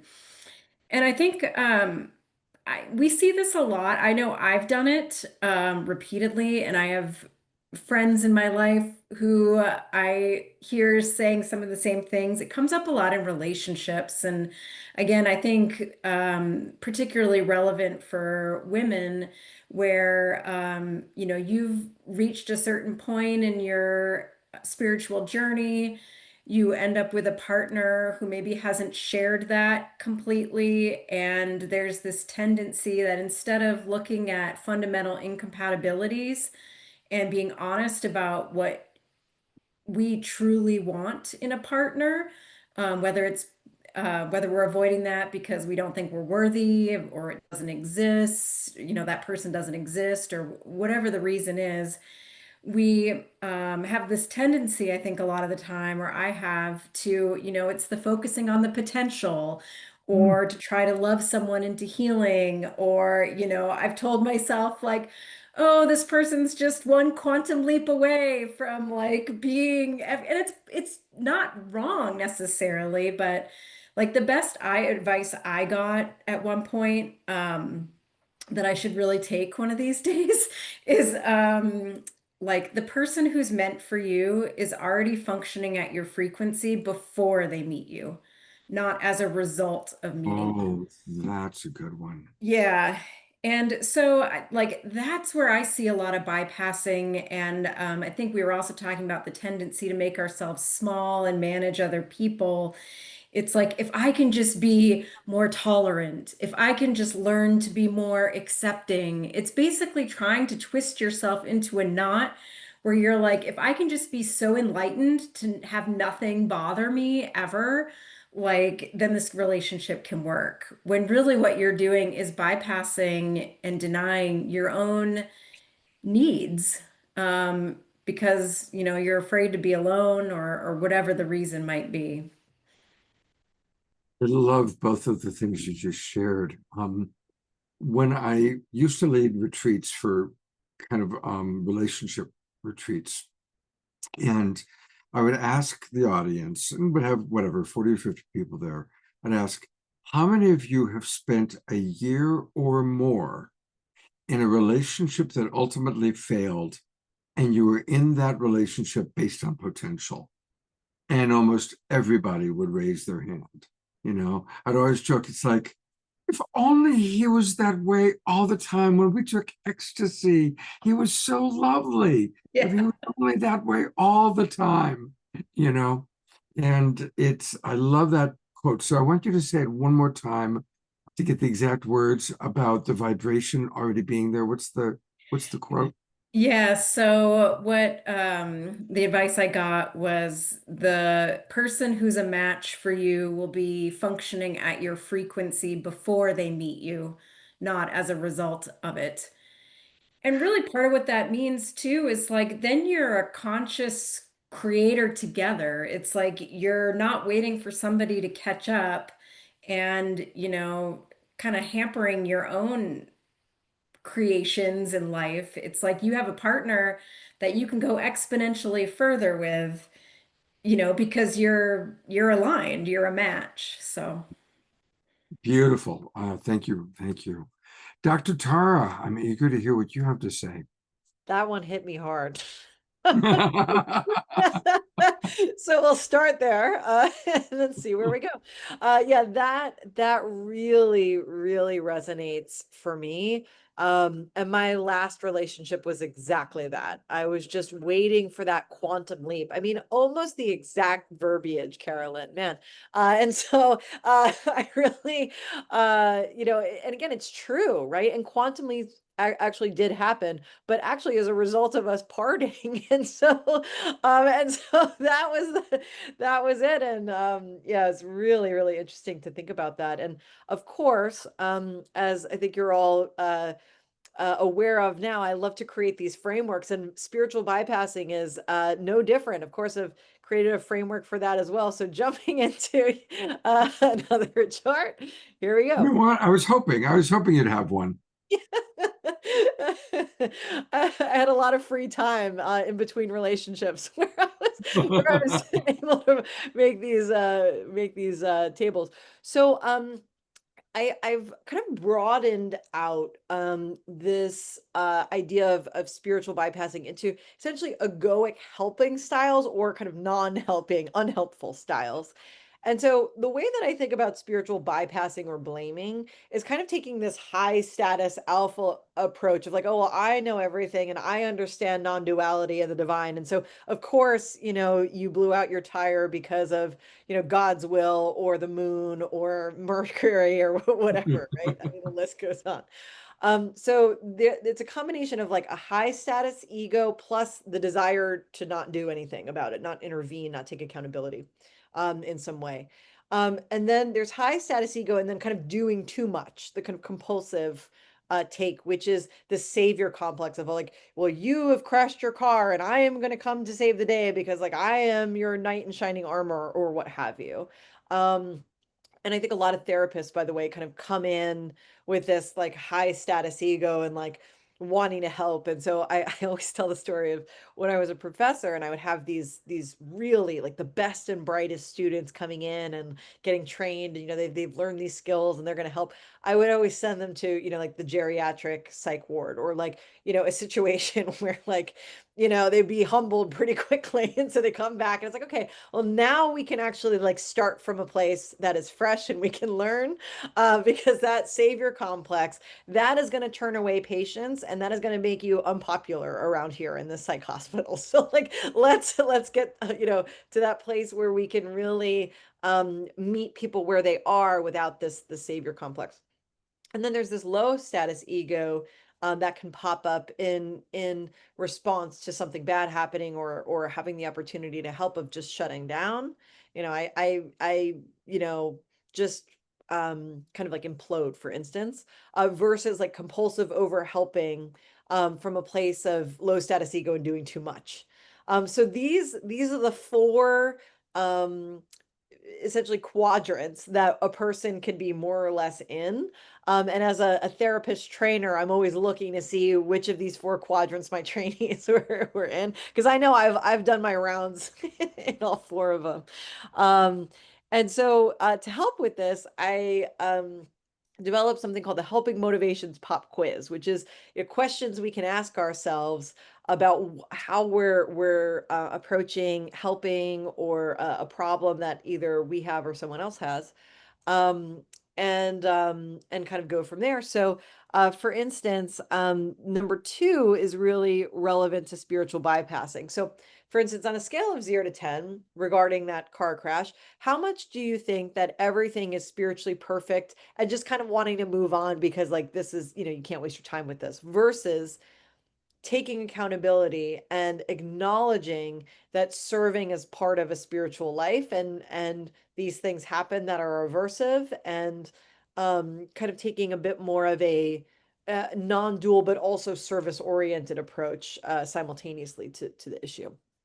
And so that's kind of how I think about diagnosing, we'll say, spiritual bypassing or any other of these kind of egoic helping styles, and then adopting what I call a higher consciousness helping framework, where when faced with somebody else's problem or a problem of our own, we're not coming from the high status ego of pitying someone else, nor the low status ego position of feeling guilty for having it better, or whatever it is. So just kind of like checking that high status ego and low status ego stuff at the door, catching your ego, and then and really centering yourself and trusting your ability to be mindful, loving, and to connect with your higher self and operate from that place of higher consciousness when helping. And this process raises your consciousness, which raises the collective.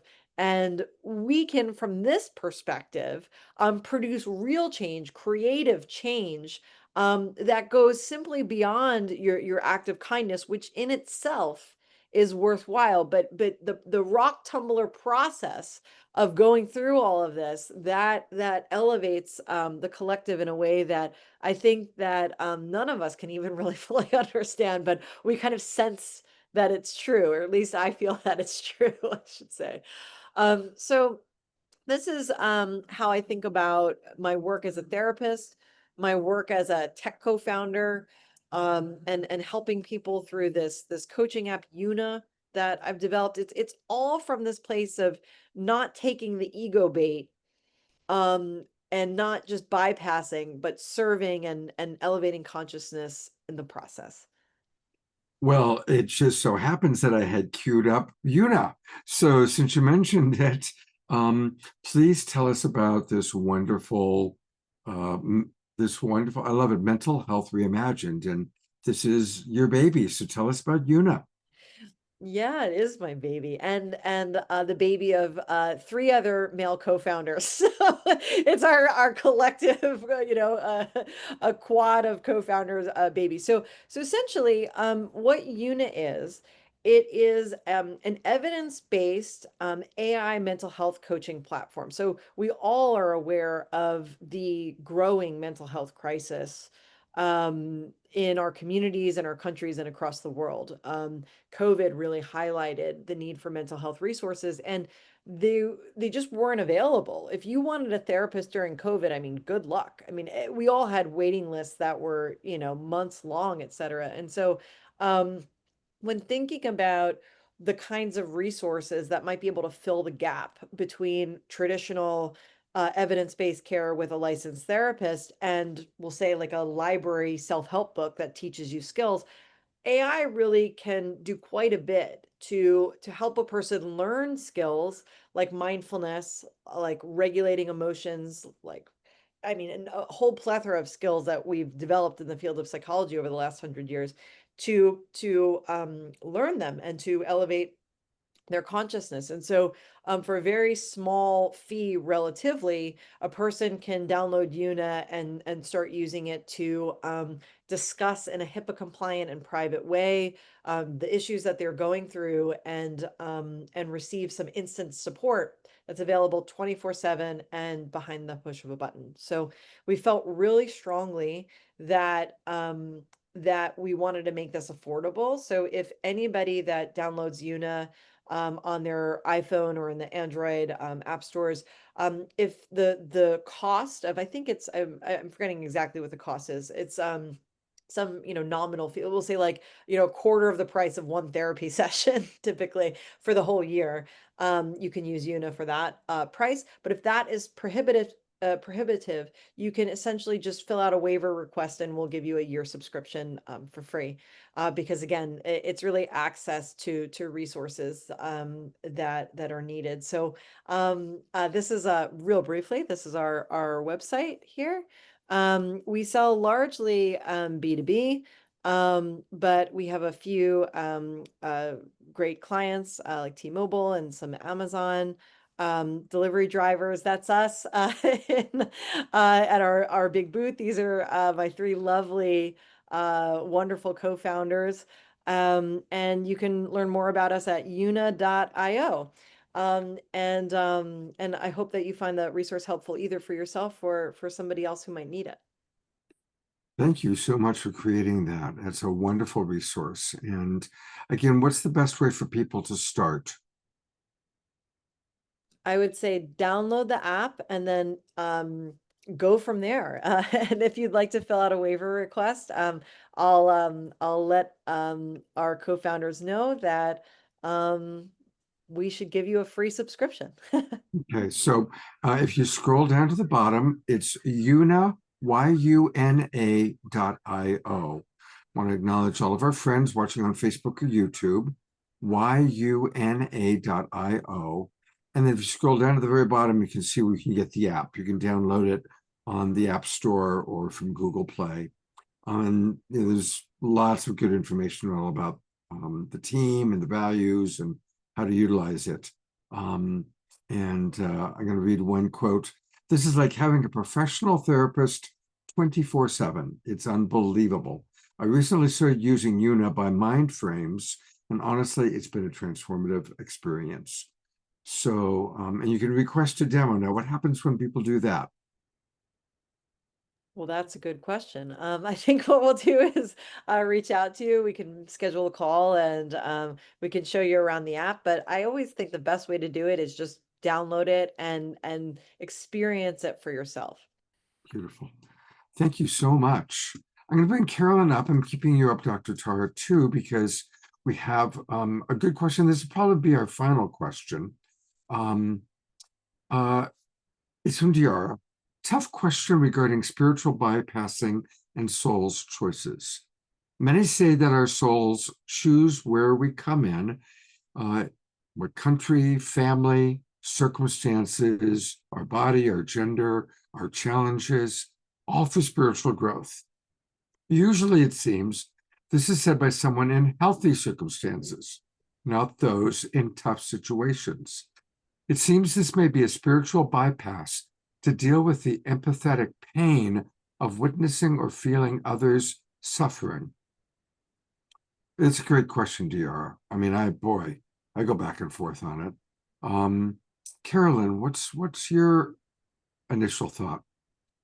Yeah, I've encountered this exact scenario and mishandled it, I think, honestly. Like what I would do now is for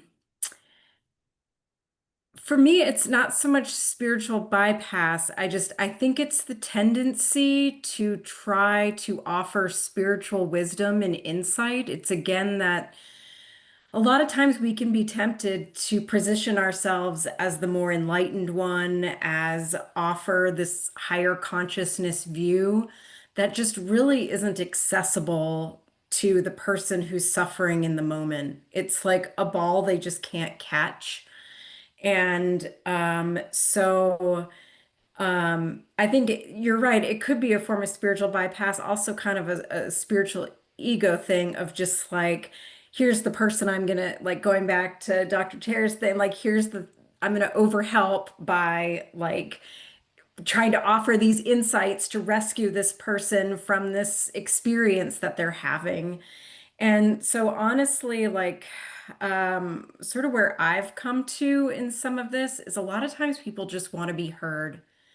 And can I just listen to someone without having to offer my perspective on it, or have an opinion about it, or try to get them like help. I don't want to help them necessarily bypass their things too, when there's real things that they could need, that are there for them to process.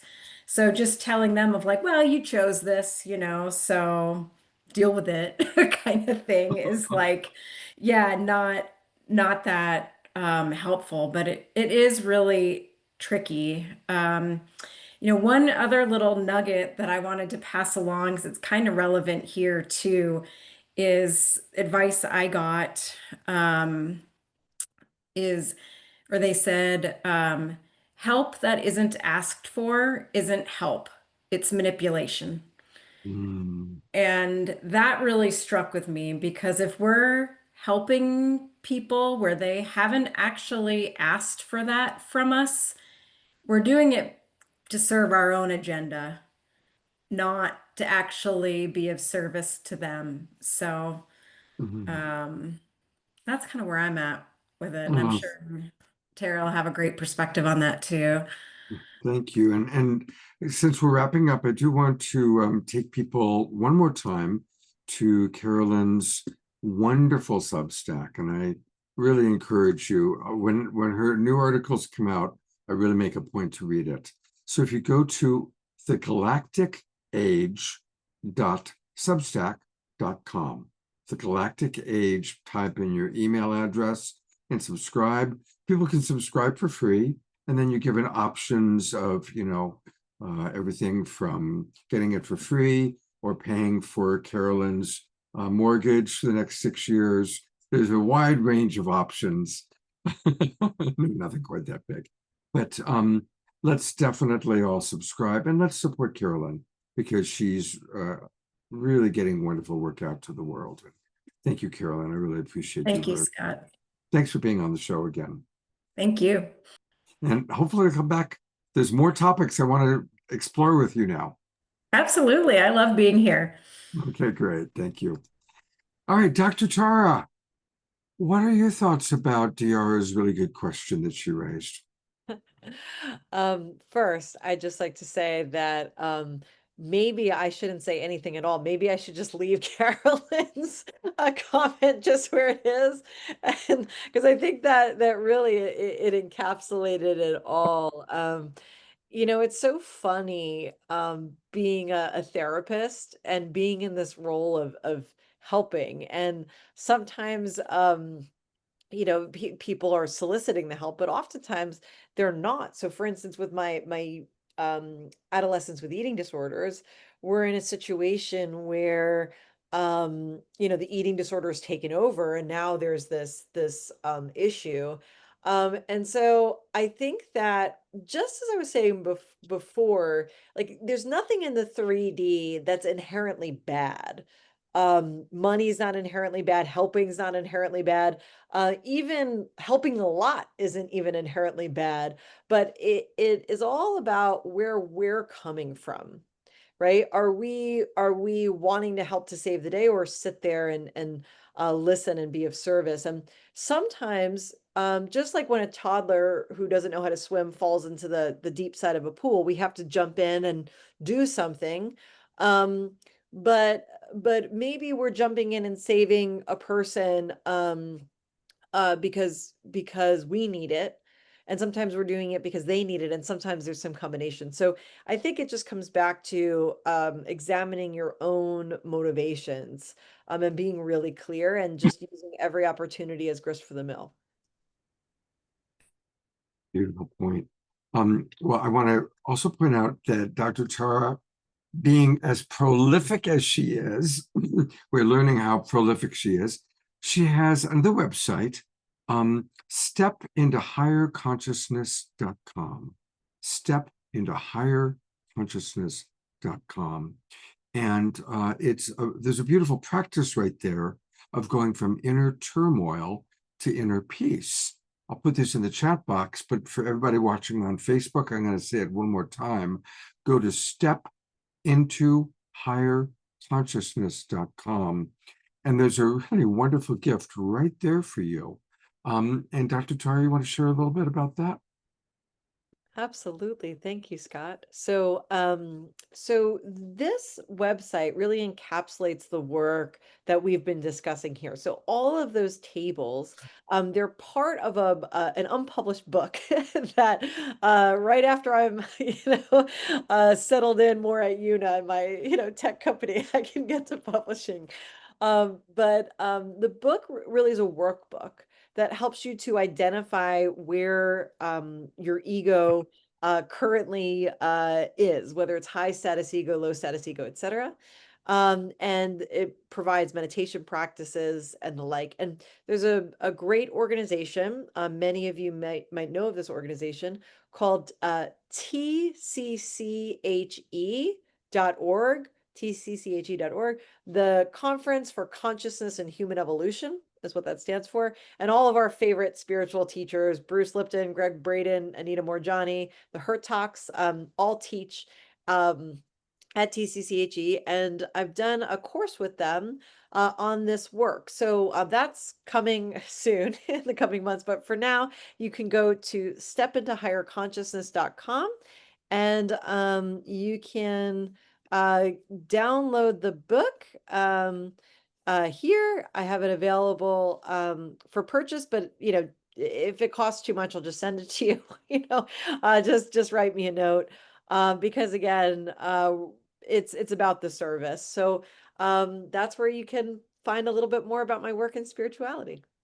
Beautiful. Dr. Tara, thank you so much. I'll see you tomorrow afternoon. Are we going to have a consciousness club? We are. Yes, I'll see you there. Great. I'll look forward to that. Thank you so much for being with us. We have some fun Global Peace Tribe announcements tonight. And we're going to start with our beloved Desiree. She's got something really cool that's going to be happening. Desiree, tell us about your CE5 that's coming up. Yes, thank you. So 2 days? So Friday night in Willow Springs, Illinois, I am partnering with Paranormal Chicago, and we will be hosting our second CE5. So I'm pretty excited about that. And for those of you who don't know what that is contact experience of the fifth dimension. So we will actually be going into a meditation, calling in the fifth dimension and seeing what we get from there. It was an amazing experience. Last time, I think we were supposed to end at 11. We might have ended at midnight. So it was absolutely phenomenal. Definitely encourage you to come there. Beautiful. And it's in Willow Springs, Illinois. And here are the details. If you go to her website, DesireePittman.com, DesireePittman.com. That's where you can learn all about the event. And that's going to be really fun. We had a meeting of the Evolutionary Leaders Network, and they asked me to lead a CE5. So I gathered all, we went outside, we were in Santa Barbara, and it was a really beautiful starry night. We're all wanting to see something, and all of a sudden, there's this incredible string of lights in the sky. And we get so excited. Oh my God, oh my God. And so I said, no, that's Starlink. Oh. And we went from this incredible high where like the 80% of us that had never seen Starlink before thought this is it. And it was so bright and so big and so close. And then it was like, no, that's just the Starlink thing. So anyway, I am confident that you'll have much more than just Starlink at your CE5. Thank you, Desiree. And Desiree is going to be back in a moment doing her thing to DR's prayer, and we're going to do our prayer in a moment. But I also really want to encourage everybody, please, we have a really special event happening this Saturday night. Now, every Awakening World show is special, but this one, please, if you ever want to invite new people, this would be a great show to bring them to. We are going to do a tribute to the great Andrew Harvey. For any of you who don't know Andrew, he is a treasure. He's an absolute international treasure. He's one of the most brilliant minds on the planet. He is a poet, a mystic, an author. He has this incredible voice. Andrew could read the yellow pages and make it interesting. He's just that kind of guy. And he's been on the show over the years. He's been, one of our favorite luminaries. And Andrew had a big event happen in his life recently. He had a fire that took out his entire home, and he lost everything other than the clothes on his bed. Even his beloved cat died in the fire.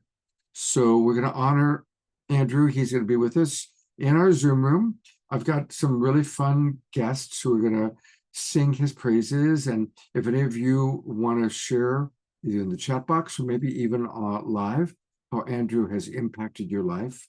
Please do join us for that. It's going to be a very special event. And we are opening this up. Everybody is welcome to come to the Zoom room, even people that are not subscribers. So really want to emphasize, let's all really show up and show our support for Andrew. We will be offering donations to his GoFundMe, and it's going to be a very special night. So that's the main thing I wanted to promote. And I'm now going to turn it over to our beloveds Diara and Desiree for tonight's prayer. Thank you, Scott. Hello, everybody. So we are offering this prayer to all the tender hearts. We are offering this prayer to the collective and beyond. At this great turning of the ages, this timetable, this ascension, allowing for healing streams of grace to come in, providing comfortability for those at dis-ease.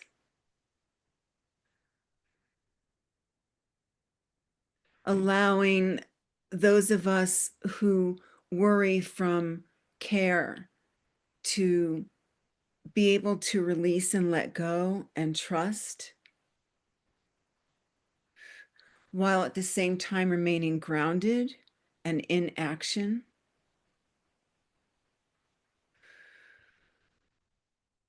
Allowing all of us to shine in our glory, all of our talents and skills, all of our heart's desires, allowing those to come forth, allowing ourselves to be seen and heard as a contribution to humanity, the collective and beyond. For we know there are many forms of life beyond just our humanity, all relevant, all requiring grace and mercy. And so collectively, let's take a breath in, and with all our power and all our might, from our hearts, our shoulders, all of our body, all of our soul, spirit, just beam out this light and love, so bright that it can be seen from galaxies far away. And in this light shining out, we also receive that coming back in, for we are beloved, we are watched, we are being rooted for in our rerouting of this global peace tribe. And so with that, we say thank you, aho, and we get ready to turn it over to beloved Omashar. I'm going to add just a little bit of light language before we completely go. Sure. Just nice big breath in through the nose, out through the mouth.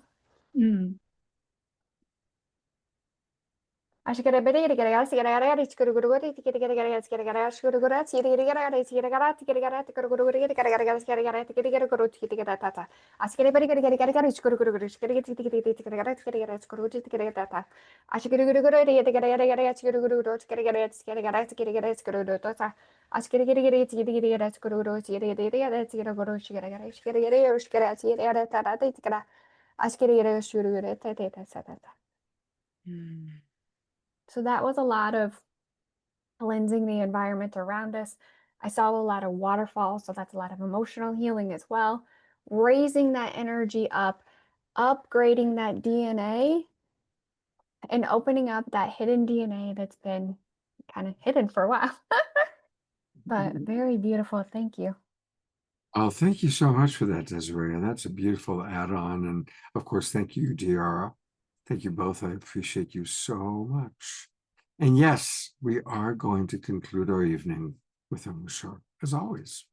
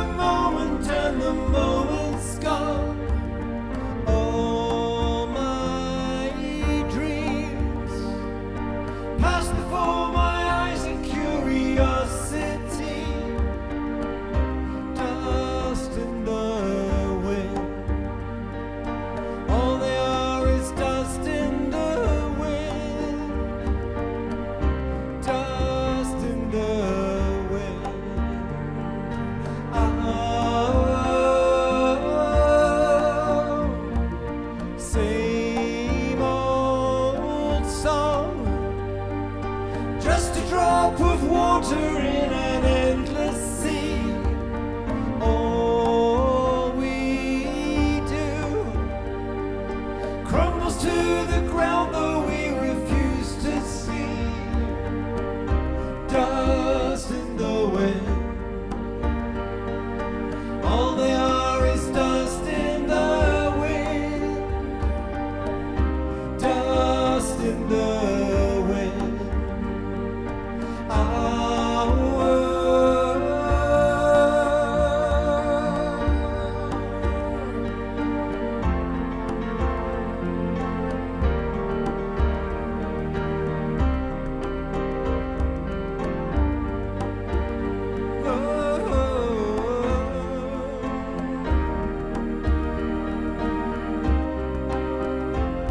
Now don't hang on. Nothing lasts forever but the earth and sky. It slips away, and all your money won't another minute buy. Dust in the wind, all they are is dust in the wind. Dust in the wind, all we are is dust in the wind. Dust in the wind.